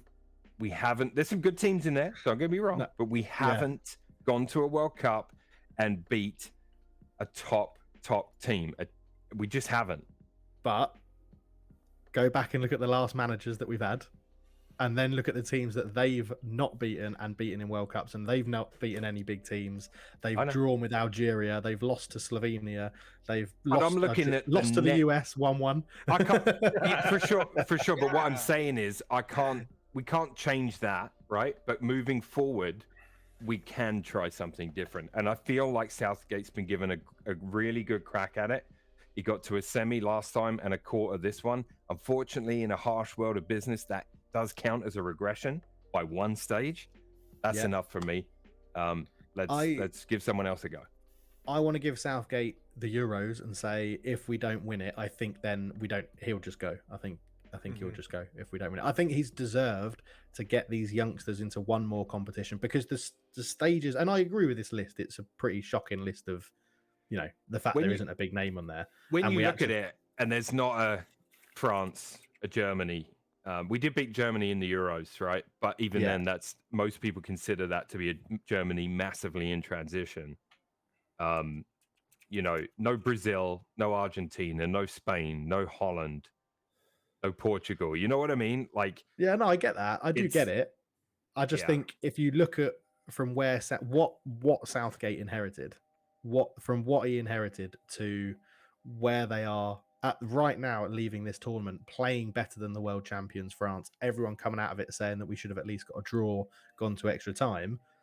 If he can take that, shoulda, woulda, coulda, but if he could take this mentality, formation, and players with a few tweaks, the Tomori's maybe coming in for the Euros and things like that, with Ramsdale going in goal over Pickford, because I think that's going to happen over the next Nations League setup into the Euros. I think you've got to give him that chance, because with these players showing what he can do, I think there's that chance. Did you see Southgate's comments? I think it was today. It might have been yesterday. But he said he's really got to think on things. Oh, he's thinking about it. Yeah. Well, he said there's been some incredible highs, but there's been some incredible difficult lows. And he specifically mentioned the 4-0 defeat to Hungary and the reaction to that. In the Nations League, which doesn't surprise me. But I mean, that's part of the job, Gareth. Like if you lose 4-0 to Hungary, you're gonna fucking hear about it. I'm sorry, but you are. It's just the last two managers to win the World Cup didn't win it before their 7th year in charge, which is crazy long amount of time for an international manager. But it ended up working, I guess, and France could win another one. I blame Simeone, because Glenn Hoddle would have broken that curse in '98. That team was really good. I will always. I think if we'd have beat that Argentina team, we'd have won that World Cup. I really do. I really shoulda, woulda, coulda. Shoulda, woulda, coulda. Yeah. That's what I mean. Shoulda, woulda, coulda. Right now, at some point, you have to say, okay, let's try something new. My worry. Tea all over myself. How very British of you. Yeah. Yeah, I'm drinking tea. Cheers, guys. Honestly, my worry is if Southgate goes, what? Where do we go? That's Ted Lasso. I mean, I think previously you could always see, there was an England manager in the waiting to do it. And I think now it was Graham Potter and Eddie Howe. And Graham Potter's just got the Chelsea job, and Eddie Howe's just inherited billions upon billions of pounds to spend. I don't know that Potter will be in the Chelsea job that long, though. And that's Bruce. Thing, right? Steve Bruce is out of a job. No? Oh my God! Could you imagine? Harry Redknapp's out of a job too. We're going from Big one. Sam back. We're going from one defender to another. Neither with a great record. Look, Southgate's done very well, and I don't want to take away, because he has enabled us to go deeper in the tournament. And I want to be clear. I do think it's time for a change, but I want to acknowledge what he's done, because I can see it. Right, I can see how much harder it is to beat the team. And we are closer, but I just feel like he's got some talent in that squad. You just got to find a way to put them together, and they'll do the rest. So for Euro 2024, 18 months only, right? A little quicker than before. Kyle Walker and Henderson will both be 34 at that time. Trippier will be 33. Foden 24. Saka 22. Bellingham 21. Yeah, I mean 21. Yeah, you're You're going to see Oh wow. you're going to see at least a couple of players that most people don't know yet in that squad, probably, because there's going to be a couple of 17, 18-year-olds that will probably be in with a shout by then. So, Oh, I've just thought of something. Conor Gallagher. What the fuck was that about? Do you know what? I forgot. I completely forgot he was there until you said there'll be a young player that will be in it that I forgot. I forgot. What on earth was that selection about? That's your James Ward-Prowse. That's your There you James. go. yeah, why Ward-Prowse was he right there. taken? But is that I can a only weakness assume for it's England though? experience next year. Sounds like that might be the weak point for England now. I mean, I know you got Bellingham and he's going to do amazing, but it seems like he's playing more of a 10, kind of a whole playing. No. Let him do whatever get- he wants. Put Foden into attacking midfield and Bellingham and Rice in centre mid. That's Oh, set okay. for the next. There 10 better years. be someone somewhere in a factory trying to make a left-footed winger for England. That's all I can say. The British Elon Musk. Who's that? Who's I don't know. Sir Jim Ratcliffe in it, the guy that's trying to buy United. Yeah, hopefully. yeah. He's the richest, like one of the richest Britons in the You world. mean like real-life Bond villains, right? We're Yeah. talking. Yeah. Wait, so you think Foden at the 10 would be is the answer?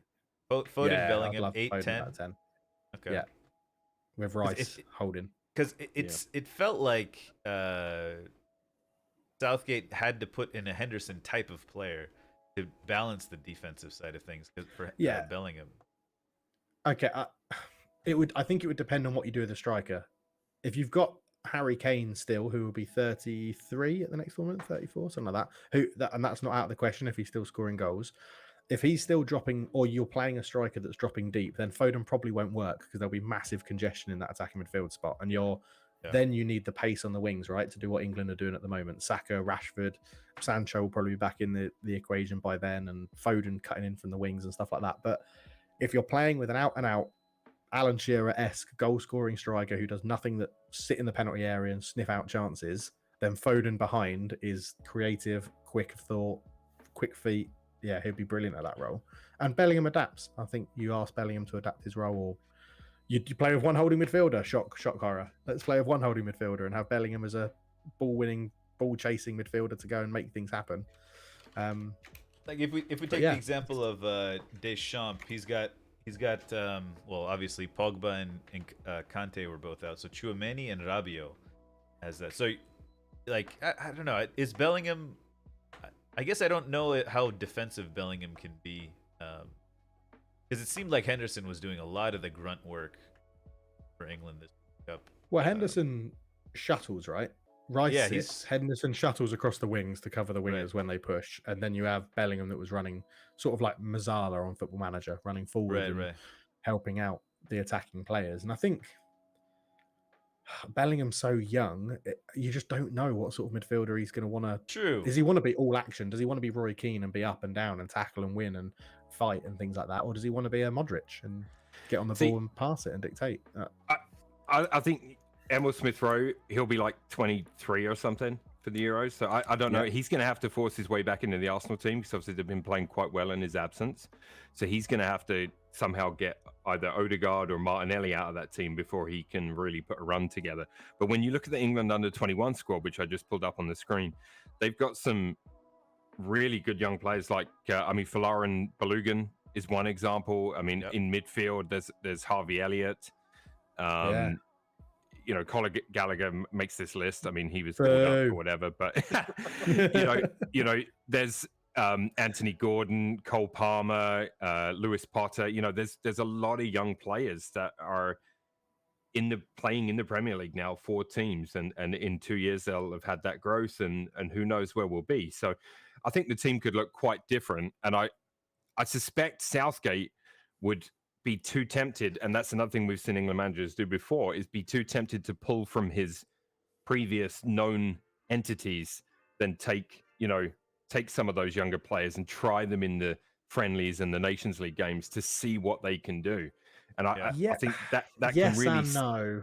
Yes and no. There is a myth that Southgate doesn't change his teams, his squads, sorry. It doesn't change his squads enough. If you compare this squad to the previous 2 we've had at tournaments, the changes are quite dramatic in terms of youngsters coming through. Like, he does bring them in. It's just that, and you mentioned it before, it's the proactive against reactive, and not being afraid to take off a big name if they're not playing to their best, or you want to tweak the system and things like that. That's where Southgate needs to improve.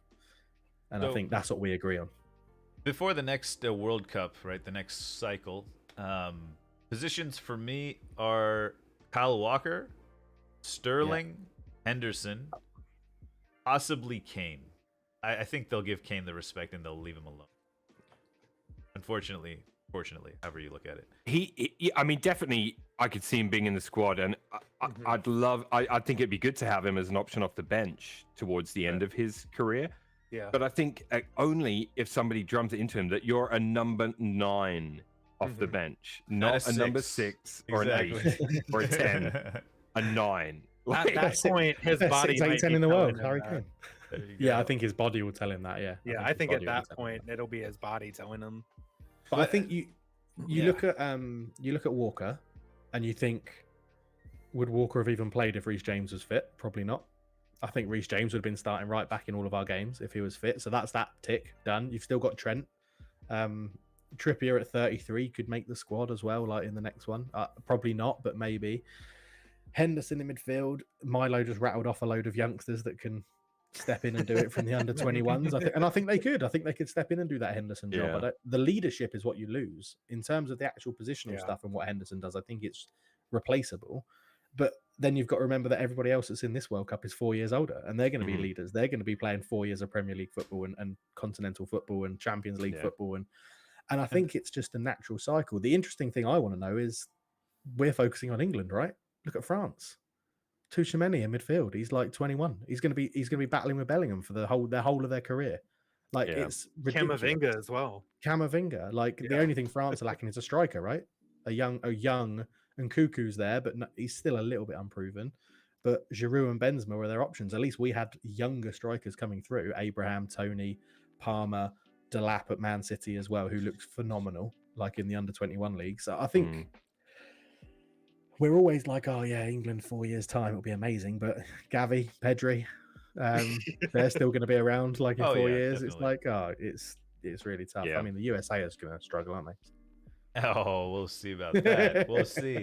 No, we'll get to USA in a sec. But on the topic of It's all right, Henderson, Cart, you're an England fan. We've just established that. Yeah, that's true. to be honest, I probably know more about England than I do about any other national team because I follow the Premier League a lot, Yeah. Anyways, on the topic of Henderson, the thing is on the like Sterling veteran, Henderson veteran, Kyle Walker veteran. Kyle Walker will be 36, Henderson 36, Trippier 35 at the next World Cup. In that midfield area, they're gonna have to force Bellingham to play like a Henderson type of role because I don't see anybody else doing that role who has a bit of experience. I mean, and Bellingham will only be 23 at the next World Cup. It's a pretty big hole, that midfield. You're seeing it with Croatia. I mean, Calvin Phillips might be the one. Calvin Phillips, of course. Okay, there you go. And this is the thing, you don't know who's going to be playing well. I mean, I would argue that James Ward-Prowse is 28, right? He could come in and do it at 32. He could come in and sit in that midfield.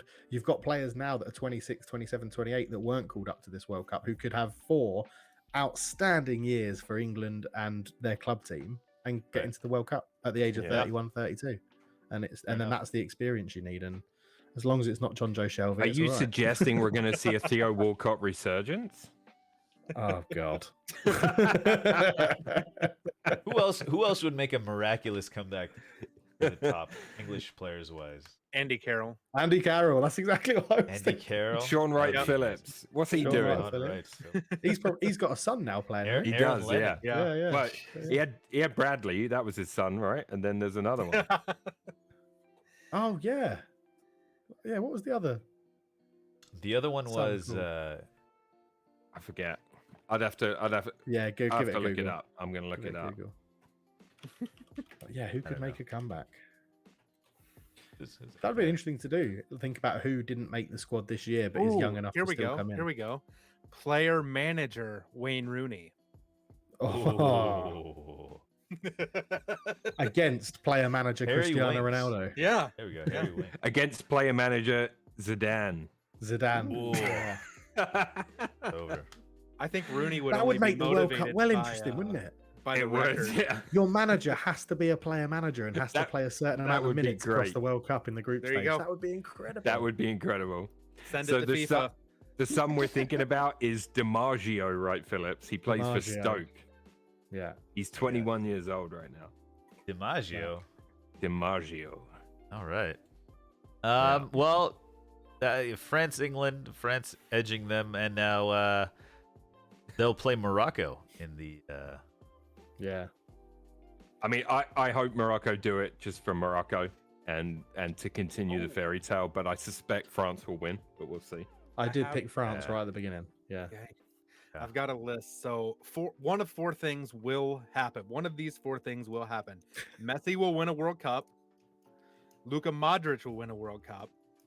Morocco will be the first African nation to win the World Cup, or we'll have back-to-back champions. For the So- first time. Yeah.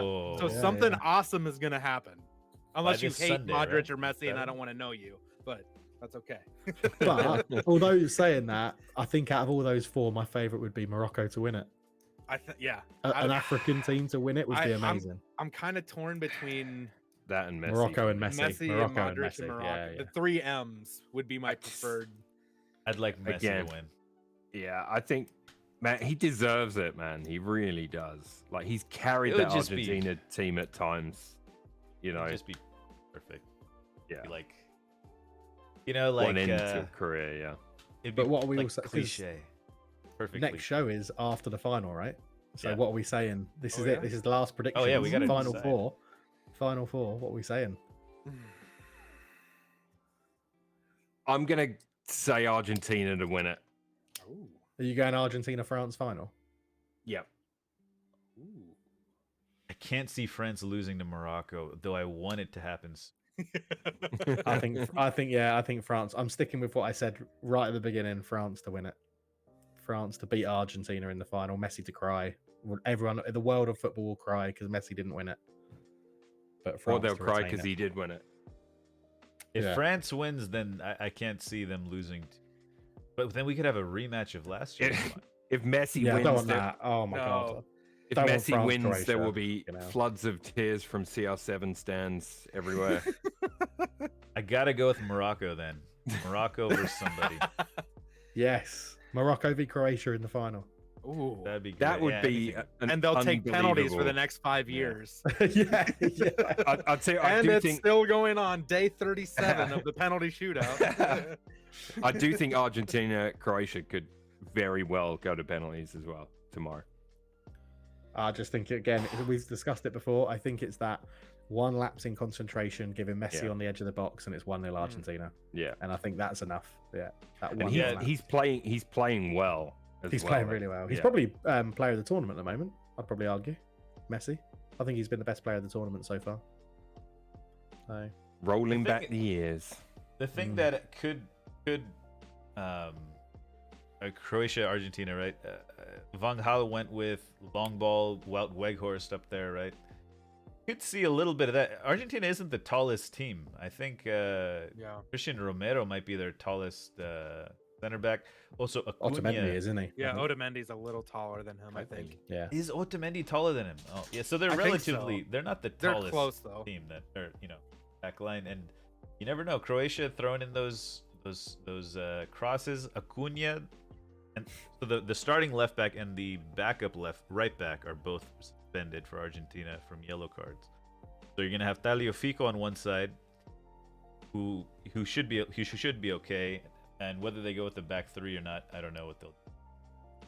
But if you're trying to defend against crossing Croatia, Lisandro Martinez isn't the one you want to come in. Could be interesting. But yeah, not a whole lot going for Croatia, but their midfield is stronger than Argentina. We're gonna see what happens. Yeah. Be interesting. Um, Half, who are you anything going else? for? yeah, Hoff, who'd you pick? Who did I pick? You said Morocco. I said no. I said You Morocco said England. to beat You France. said it's coming home. Originally, I did. That was my summary. did, yeah. I'll go. I'll go Croatia, Morocco. God, I hate that. And I think Croatia will just bore their way to the cup. I think they'll do it. You think Croatia are going to win the World Cup? That would be Yep. huge. That would be huge. Okay, 'Cause based the way on that that, they've played so far, like I think that Oh my that's God. repeatable against everyone that's left, except maybe France. Can you imagine if they win the World Cup with only beating Canada? That would be mental. You mean, and they you mean, won't you mean- win. you- They you won't mean win in open regulation. play, yeah. Yeah, In open they play, won't win in yeah, like- regulation. I'm getting I- USA vibes from yeah. Morocco, by the way. That takes So the I'm piss, though, thinking- doesn't it, I'm of the thinking World So Cup? they're Morocco's going to gonna draw lose. 0-0. then. No, they're gonna lose. They're gonna lose. There's a tinge of overconfidence now with Morocco. That's what I'm sensing from the. Yeah. There's a tinge of overconfidence, like, oh yeah, they could beat France now. Easy type. I think keep your eye on Mbappe in that game because everybody's talking about how ineffective he was against England. So, Yeah. for the most part, compared to what they were expecting. So, Yeah. I would expect Yes. a statement game from him, much like the round before. Ziyech is gonna have to drop back, and I think Morocco has a couple possible injuries. I think Saiss might be out. Might be Oh, out. he picked up an injury, didn't he? Yeah. He Yeah. did. Roman Injury. Saiss is in a World Cup semifinal. I can't believe Croatia in the Jeez. World Cup semi-final. They only won one game.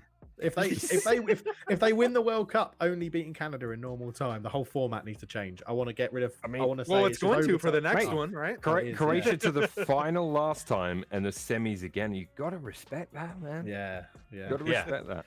That's last thing I'll say. Off the wall thought. Okay, we use XG instead of penalty shootout. No. Think move about on. it. Think about it. What an This American thing to promotes say. attacking football. So why don't you just Right. use goals scored in the group stage rather than XG? Because that goal scored is actually a stat that means something. I'm just saying. the drama that is a penalty shootout is even it's one of those things where you hate it when your team's in it, but you love watching it when it's Yeah. not. Like I'm gonna be you honest. can't do Yeah. that drama. I love It's a it. harsh way to finish a game. It's just so So- harsh. I Yeah. miss golden FIFA goal, honestly. Oh, get out! No. Oh, two golden goal. I loved that. It was Golden so goal great. just encouraged defensive play. No team wanted Yeah. to go and give up defense to go and Yeah. score. Like I think Tifo they have should done a really good video on this. Tifo football bring, on YouTube did a yeah. really good video. How do Bring you the replace a MLS penalty shootout? shootouts back if we're gonna. Yes, keep 'em. I'm all about that. All What's about that, that. hockey Run style? from, run from the Real halfway finish. line, one-on-one with Yep. the keeper, like Yeah. ice hockey. It's like a but in a football breakaway. Yeah. Oh, Oh god. Anyways, all right. Other little news before we get to our trivia games. The U.S. men's national team. I have written here. Giovanni Reyna is acting like a dumbass. Is that pretty much it? I mean, Don't hold back, Cut. Ooh, No, so apparently, yeah. Go ahead, off. Oh, I was gonna say. I was reading about this pretty much since it broke today. So the first news that came out was Greg Berhalter was talking to a leadership group. It was like a private event, supposed to be off the record. He mentions how there's a player on the team. He didn't mention him by name. Yeah. That wasn't training well. And he was training like he wasn't applying himself in training. He's training so poorly that the coaching staff were like, okay, the next thing we're gonna do is send this guy home. Yeah. Because he's just not he's not here, like mentally not applying himself. So he talked to this guy and he's like, okay, we need to see a change. You need to apologize to your teammates. So the player apparently apologized to his teammates, and 3 or 4 of the players' leadership, like told him like, yeah, man, we're just disappointed with how you've been training and like where your head's at. And he's like, oh, okay, well, and apparently after that, he started training well. He got more game time. So now at this point, we know who it is. Yeah. And then Giovanni Reyna posts on Instagram a few hours later. He's like, well, I thought that things that happened in the locker room were supposed to stay like within the team in the locker room. I guess that's not the case. Greg Berhalter told me as soon as he selected me, I don't have you in my plans. First off, why the fuck are you selecting him if he's not in your plans? thanks for wasting a roster spot. Conor Gallagher. Right. But so that he said that's what made him basically be lazy in training, because he knew that he wasn't going to play because the manager told him as much. And he said like, I apologized, like everyone accepted it, told me what they expected of me, and I started doing that. I thought that was the end of the story, but apparently not. So Reno's upset with how Berhalter just talks about like what's going on in the locker room to random John Doe, this leadership conference that he's talking to, by showing some interesting leadership styles. Yeah, that's the U.S. national team drama. Wow. It's refreshing though. We got a little bit of drama in the USA camp. It's like, you know what I mean? It's like we're actual footballing nation now. We're like a true. No, but I don't know. I don't like this idea of him just kind of slacking off, though. Even knowing that his minutes are going to be limited. Right. I don't think he helped his case at all by doing that. But no, I know Berhalter gets a lot of criticism, and I don't know. I don't know what he's supposed to do. The thing that bothered me the most about it is this isn't the first time I've seen this from Greg Berhalter, because he coached the Columbus Crew before he went to the national team, and there was a incident between Federico Higuain and Kai Kamara at the time, who was our leading goal scorer and playmaker. Higuain's one of the best Crew players ever, and they were just butting heads and decided to trade away. Berhalter traded away Kai Kamara to appease Higuain instead of trying to work out. I don't know what the issue was about, but instead of trying to like work out the issue and keep your best goal scorer on the team, they just traded him away. And yeah, that season was, I believe did they miss the playoffs that year? I forget what happened the rest of that season, but he just kind of like deflected that situation instead of handling it. So I don't know. Gotcha. I don't know, think we'll see. tactically he's a good manager. Managerially, not as much. I thought tactically against the Netherlands, we were just a bit of. It was pretty bad. We could not. Anyway, yeah, it was pretty bad. Yeah. But I also think that's a selection thing. I don't think we have the center backs to play a back three to match up with the Netherlands. No. But no. That's another thing. Other news: Manuel Neuer's season's over after breaking his leg while skiing on vacation. Fascinating to me. So, really interesting. I don't know if you guys listen to the Peter Crouch podcast, but No, Peter but Crouch I'm podcast, definitely gonna listen to it now. really good. It's really good. Yeah. It is good. Said Yeah. Before, he had, when he signed from Portsmouth onwards, Portsmouth, Spurs, Mhm. Liverpool, and then whoever he went to after Liverpool that I forget. Stoke, and Burnley. How many In teams every can you single name? contract he had, he wasn't allowed to ski. Huh. Written Fair. into his contract with his club, he's not allowed to ski. So it really surprises me that they let Manuel Neuer ski. Apparently, it's a common thing for Premier League football clubs to put in Interesting. no skiing activities because it's such a risk of breaking your legs. You think it would be more common for teams that are in actual mountain ranges? Yeah, exactly. Yeah, exactly. But yeah, that's yeah. Who's Other their backup goal? Who's Bayern's backup goalkeeper? Sven Ulreich. Oh, Ulrich. Yeah. Yeah, Ulrich. What a great name, by the way. Ulrich. Yeah. He's been the backup there for a long time. Yeah. We've got a bit of sad news. Journalist Grant Wall has passed away. Apparently, he had upper respiratory issues. He collapsed after the Netherlands-USA match, but his brother and family believe there's some funny business at work here. This is when this is the same journalist who was denied entry into a game for wearing a rainbow-colored shirt. Yeah. T-shirt. T-shirt. In like a loop right now. But basically, he's passed away, and so there's questions surrounding this.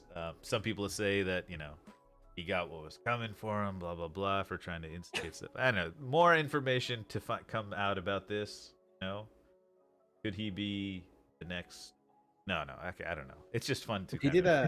I was reading about this when you put it in the Discord. He was on a podcast 2 weeks before he died, saying how stressed, overworked this World Cup had made him, because normally where it's spread out, the reporters get time to go back to a hotel room and do it, but they were being asked to go from game to game to game and report and do press conferences and do like we were saying, right? Is it possible to go to 4 games in a day?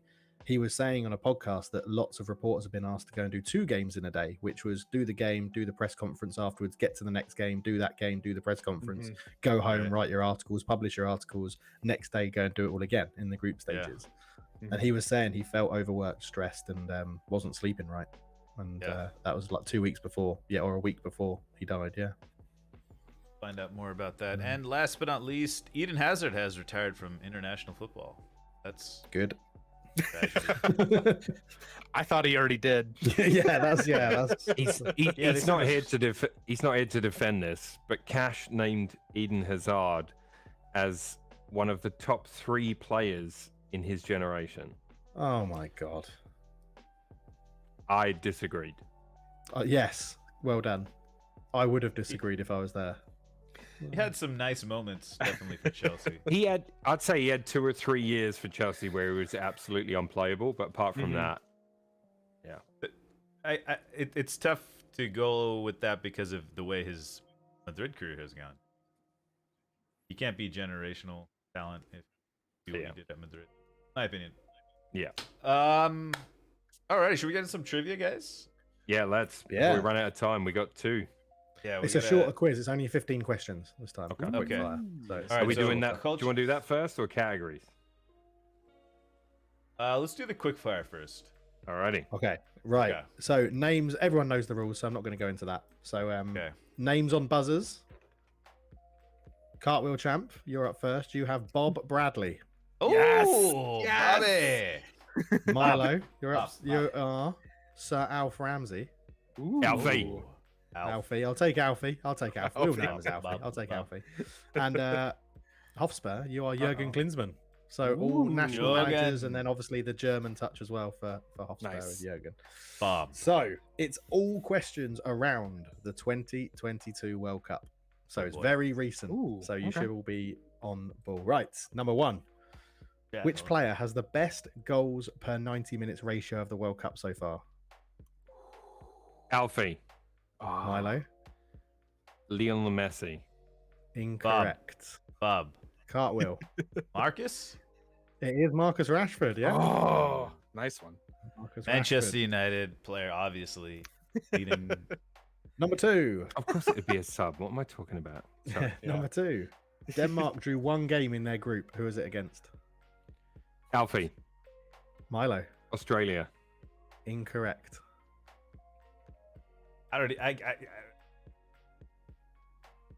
Bob. Cartwheel. I can't even remember who's in their group. Switzerland. Yeah, that's no, incorrect. So Hoff, it's up to you. Fast fire. So I know 3 clubs. I can't think of the 4th one. Damn it. 3, 2, nope. 1. You're out. It was Tunisia. Oh boy.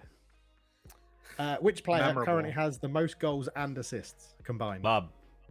Cartwheel. Mbappe. It is Mbappe. He's scored or assisted in every single game he's started. He has.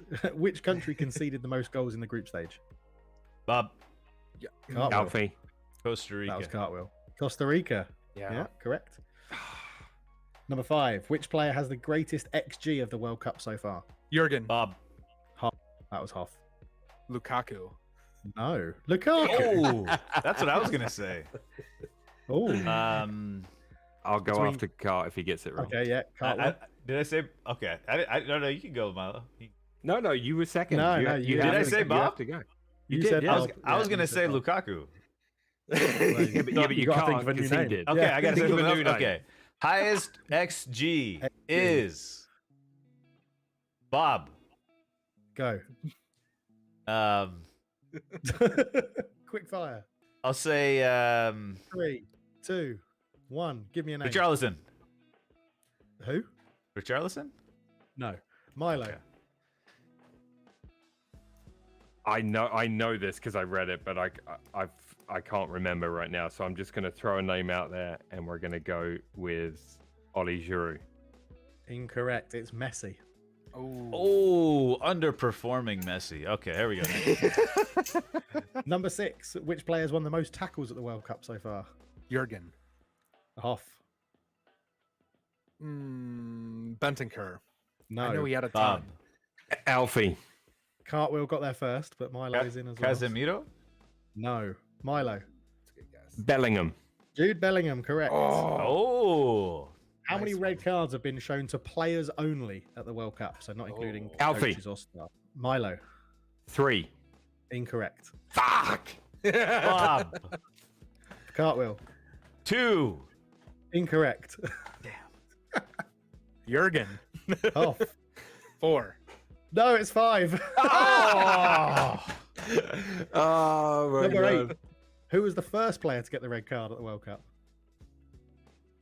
Alfie. Milo. The Iranian dude. Incorrect. First player to get a red card. First players to get a red card. Jurgen. Hoff. Was it Hennessy? It's Wayne Hennessy. Yeah. Oh, Hennessy nice against- one. Yeah, against Iran. Number 9. Who scored the USA's first goal of the tournament? Bob. Jurgen. Cartwheel. Tim. Mithy. Timothy Weir. Yeah, I'll give you that. I knew you meant. Number 10. Who scored 2 goals for England against Wales? Bob. Alfie. Rashford. Yeah, it was Marcus Rashford. Yeah, well done. Didn't someone else score 2? Saka scored 2 in a different game. Yeah, Oh. Iran game against Iran. Okay. Number 11. Oli Giroud became France's all-time top goal scorer at the World Cup. Who did he overtake? Giroud. Alfie. That's Milo, because you said Giroud. Oh, you did. Oh, shit. Oh, shit. I was supposed to say Bob. He overtook Milo. Thierry Henry. He overtook Thierry Henry, correct. You said Giroud. Number 12. In the penalty shootout for the Dutch v Argentina, who missed the first penalty? Bob. Cartwheel. DVD. Was Virgil van Dijk, correct. Ah, Cart's Virgil. running away with this, Jeez. guys. Number 13. Who is the oldest player in the Brazilian squad? BBD. Alfie. Fuck. Bob. Milo. Casemiro. Incorrect, Bob. Jurgen. Ah. Jurgen. No, Cartwheel was Oh there. shit! I know who it is. Danny. I'm gonna read- No. Danny Alves. Danny. Danny Yeah. Alves, Danny of Alves. course. Oh my god. On I the knew flip side of that. that, who is the youngest player at the World Cup and which nation? That played, right? Or Yeah, just in and they the have squads? played. No, they are the youngest player at the World Cup, and they have made an appearance at the World Cup as well. I'll give you a little hint. The Jurgen. opening day. Okay, Oh. Hoff, go on. Shit. Oh, I'll finish the clue. Okay. The opening day was his 18th birthday, and Hoff Ah. has already. Hoff's in. Hoff's got. Oh, got Hoff's give me got an it. answer. Makoko. It is Makoku. Yeah. well, Oh, nice. Final question, and we'll go for nearest to the pin. Sort of How old thing, is so Xavi closest. Simmons? He must be older then. Yeah, he's older. Yeah. Oh, okay. He's older than 18. I feel like he's 16 or something. Okay. How many goals have been scored at the 2022 World Cup? So this is whoever answers closest. So far in the tournament, how many goals have been scored in the 2022 World Cup? And we'll go in current point order. So Cart, you go first, then Milo, Yeah. then Hoff. I'll go. You don't have to say the name either. Obviously, just give me Let's an answer. see. How many groups do we got again? 8. Just give me an answer. Giroud, 70. Giroud. 70. That's way too much. I'm So how gonna many, go. Who's next? Sorry, me. Not yet. Milo next. Yep, Milo next. I'm gonna go with 64. Ooh. You're saying there's been 64 goals in the whole of the World Cup? Yep. Okay. Hoff. Wait, so 70 is the high bid? 70 is the highest at the moment with Cart. 71. No, Off. give us 6 higher. 6 below 6. Give me a little space here. Go on then, Oh, Hoff. I Give him only some have- space. Give him some All space. right. Okay. All right. Trust me. Give him as much space as you want. 93. 93. I was- Hoff is okay. the closest because there have been 158 goals in this Oh World Cup. wow. Yeah, totally. Yeah. Yeah, give him as much space as you want. So there you go. Right, so Hoff Wow. wins that one. So final scores: Cart with a whopping 7, Milo with 3, Hoff with 2. Nice. So, All right, GG's, there you go. GG's. Quick fire World Cup 2022. Nice questions. Quiz. Nice. Nice question. All right. I have a categories. Oh boy. Pen and paper. Yep. And so this will be, you say a name. If you're correct, you're in. If you're incorrect, you're out, and we move on. It's Brazil focused, and Brazil. there are a number of players with 70 or more caps for Brazil Let's go. at national level. The cutoff, the cutoff. I'm going to give you 2 cutoff names at 68 appearances that will help you maybe determine. You know, maybe you can imagine who's played more. Coutinho and Casemiro. So Coutinho has 68, Casemiro has 66. And there are around about 25 players with more than Wow. 70 appearances.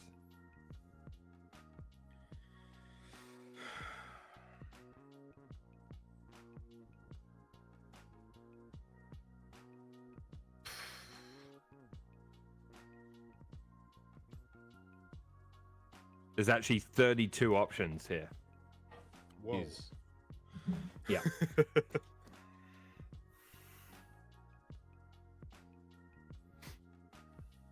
But you know, aside from some obvious ones, it gets tricky. I Yeah, quite I'm like not- this one. I've not got a lot.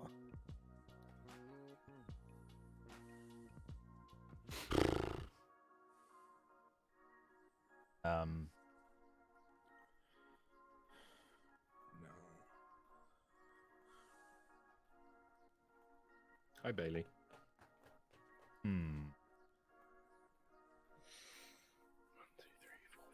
I've got 7, but a lot of them are question marks. What do you reckon? Okay. Another few seconds.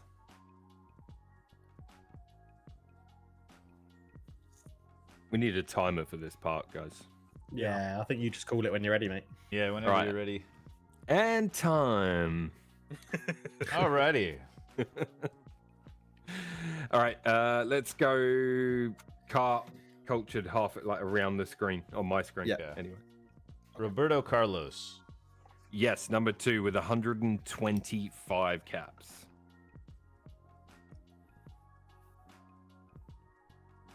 Pele. Pele is in there with 92 caps. Wow, only 92. Yeah. Neymar. Neymar is in there at number 4 with 122 already. Wow. I think he's probably going to take the record. Well, he said he might quit after this World Cup. Fair I'll enough. go with Danny Alves. Danny Alves is number Yeah. 3 on the list with 124. Thiago Silva. Thiago Silva's number Ooh, good 5 with 110. Well done. Well done, guys. All right. I have Cafu. Number 1 on the list, Cafu, Oh, 142 appearances for Brazil. Now it gets tricky.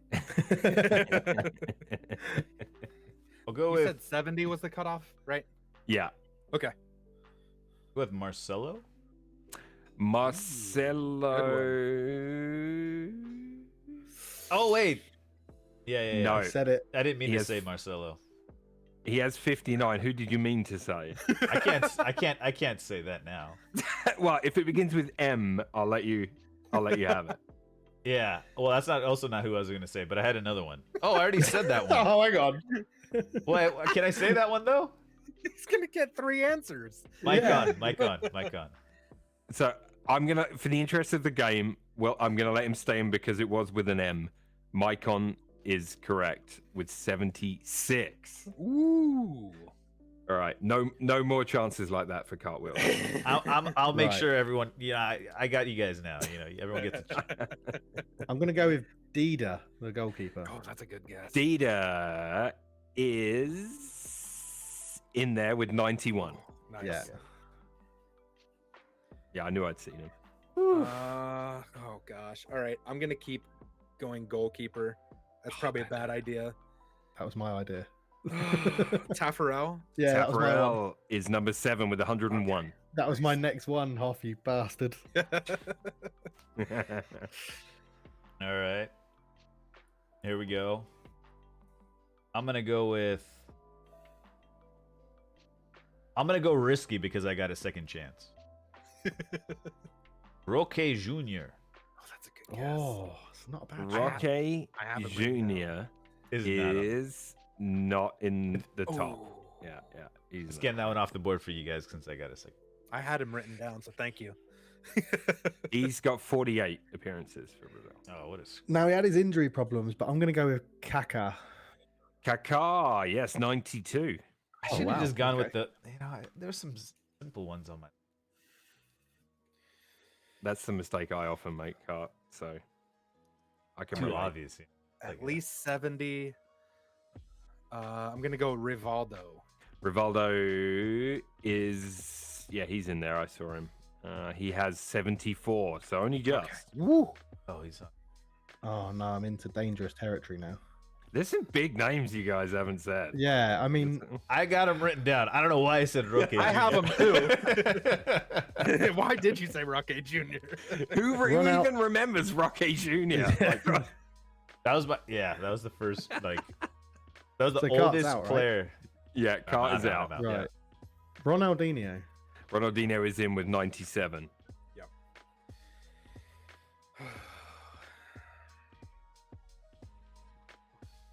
I'm Could not be the gonna say longest his categories name. I've ever played. Okay. Ronaldo. Yes, R9 is in with 98. Oh, wow. I was- thought he would have had a lot less. I was know. guessing he was like 70, 80-ish. Yeah, 98. Romario. Ooh, Romario just sneaks in with 70 on the nose. I was confident about that as well.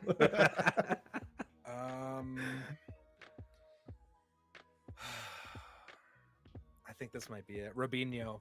Rubinho, yes, is on the list with 100. Wow. Yeah, Why would you say Shit. Roque Jr.? I would just... Rubinho played a ton of games. This could be game if Hoff gets it. I'm going to go Bebeto. Bebeto, yes, 75. Oh, I'm scraping the barrel here. Oh, This is tight. David Luiz. David Luiz. he's on my list as well. Is On mine. not on the list. Yes! So David Luiz has He had like 57. 60. Oh, 57. damn. All So right. Cultured, you could Wow. win it. No, I have won it. Oh haven't I? no, Yeah. you have one. Yeah, you got have it. one. I'll give you one more name I had that Go I on. avoided for a while. Yeah. Gilberto Silva. Yeah, 93. Yeah, he was gonna be my So- next one. Yeah. I won't go through Juninho? all the names, but I'll just read out the more sort of, standout names on the list. I mean, there are all a lot of appearances, but Lucio with 105. Obviously, we said Ronaldinho. Yeah, somebody said that, right? Socrates. Yeah, I said Ronaldinho. Yeah, you Garincha. said R10. Yeah, Garincha's in there. I've got Rivellino, Carlos Dunga Oh, with yeah, 91. Julio Cesar, 87. Oh, Baptista? Z Roberto with 84. Oh, wow. Um, Okay. Emerson with 80. Juan is in there. Who else we got? Carlos Alberto. Branco's in there. Zico, Gerson, Nico. and then Willian was the last one at 70. Oh, wow. Willian. Yeah. Was yeah, Ed Milson in there? Nielsen is further down the list, I Okay. believe. Let's have a look. Yeah, like He's over there Socrates with has Roque Jr. 60. Oh, okay. Ooh. Marcelo's down at 59. That was your first one. How many Wow. does Joe have? Let's have a look. I feel Well, he's got at least Wagner 50, Love. right? Wagner Love.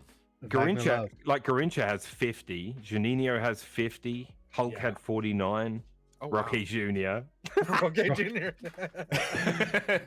Julio Baptista, Giroud! 47. Giroud.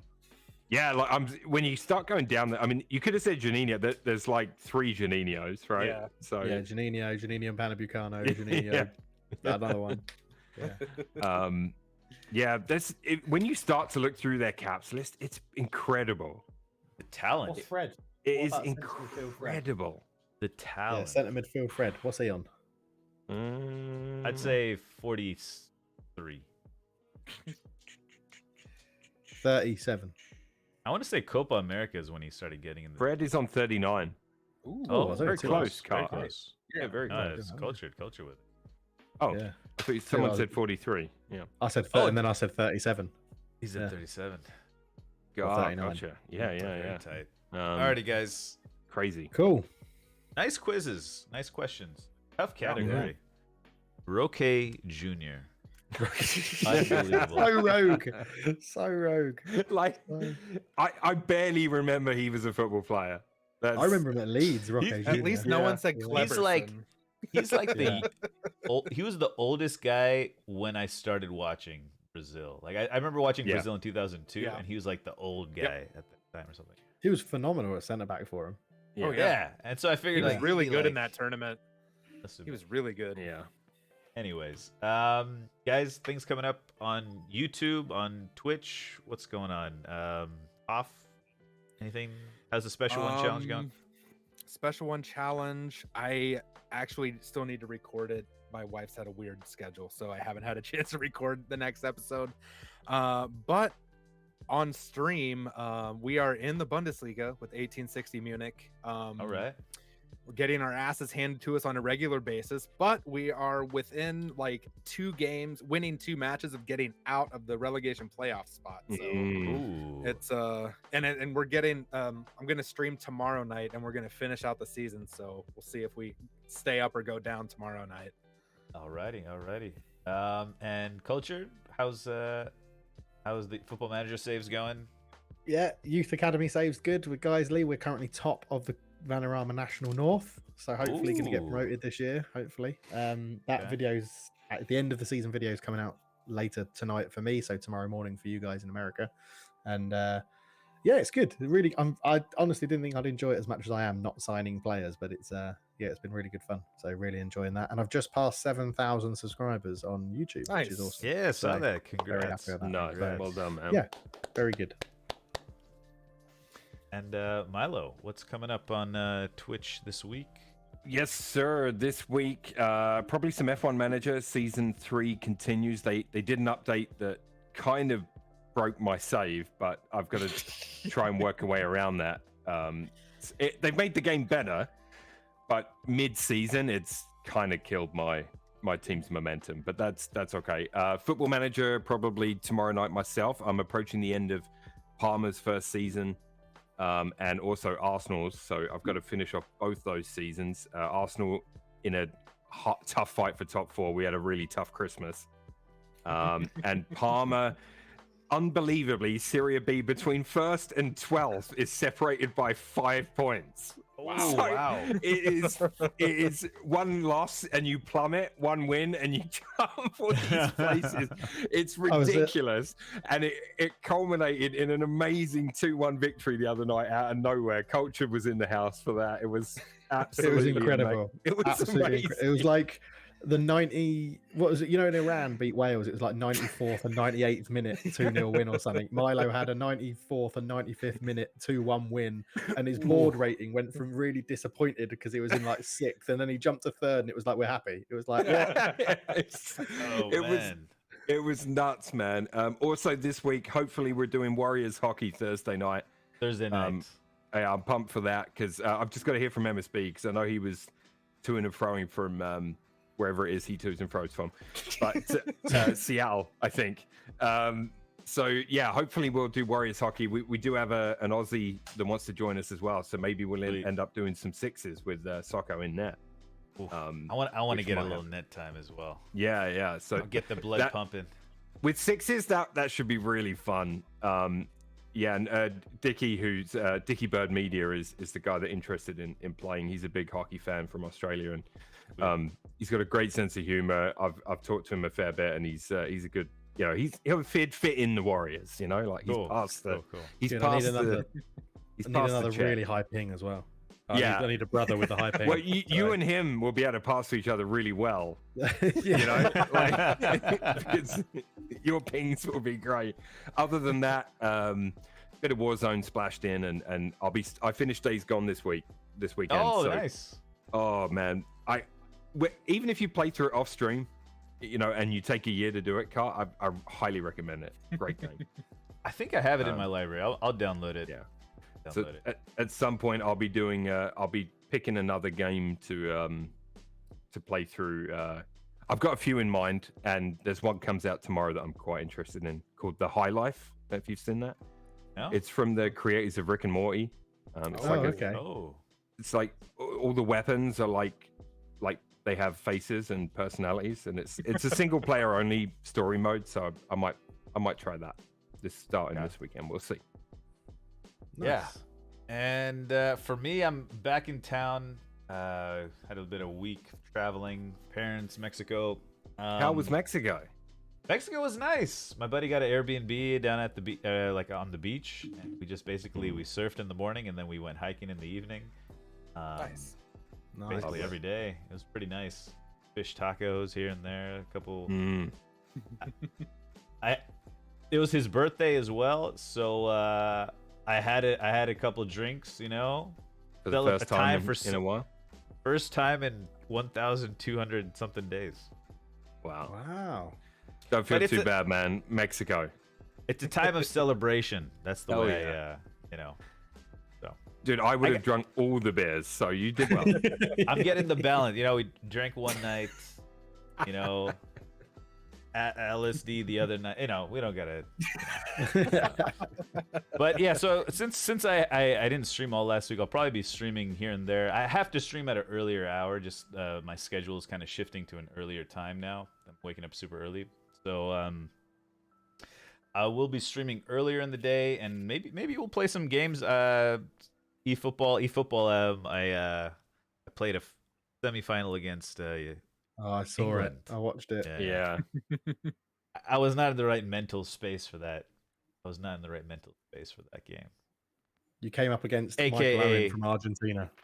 The Argentina game, Michael Owen. That's what you came up What against. this is what Yeah. happened. I know the guy that's in the final, and I was like already thinking to myself, like, oh, how am I gonna play against him in the final? And I just Right. the way some of the games were going, like I felt pretty in control with USA, but I should have One been a little game more at a time. Exactly. It's so annoying. It's so annoying for that reason. That happens Because- in real life and eFootball. There you go. Exactly. Yep. It's just all mentality. If I was just like, all right, let's just defend, you know, because that's how I did it against Germany in the last round. Is I knew the guy I was playing and I knew he was good, so I just defended really hard. And then the other guy I played, I didn't really know him very well, but he just, I don't know. First goal was whatever. I was thinking about doing like a commentary on it, but anyways, I'll probably stick around for like maybe like 45 minutes. Oh yeah, the FM network save, guys. What's extreme? yeah, mention it. I'll put some stuff in the Discord over the Christmas period, yeah. and we'll try and get it going in January. We were So, planning January, weren't Sounds we? good. So Yeah. Yeah. So I think I am around excited. either side of this would be good. Yeah, maybe, I don't know. Yeah. yeah, because I can play it and not just be. I can play it whilst doing a bit of work. So Mhm. Right. that's fine. So we can like afterwards or before works. So Sounds good. Last thing we have is a dad joke. Oh Milo. yes. Yeah. I'm ready. Okay, yeah. Go on. What were you gonna say? All right. Here's a hypothetical. Say you're just out on the beach, or you're in the park, and all of a sudden, bang! Steve Irwin gets you in a headlock, and he's talking to a camera. How does he describe your species?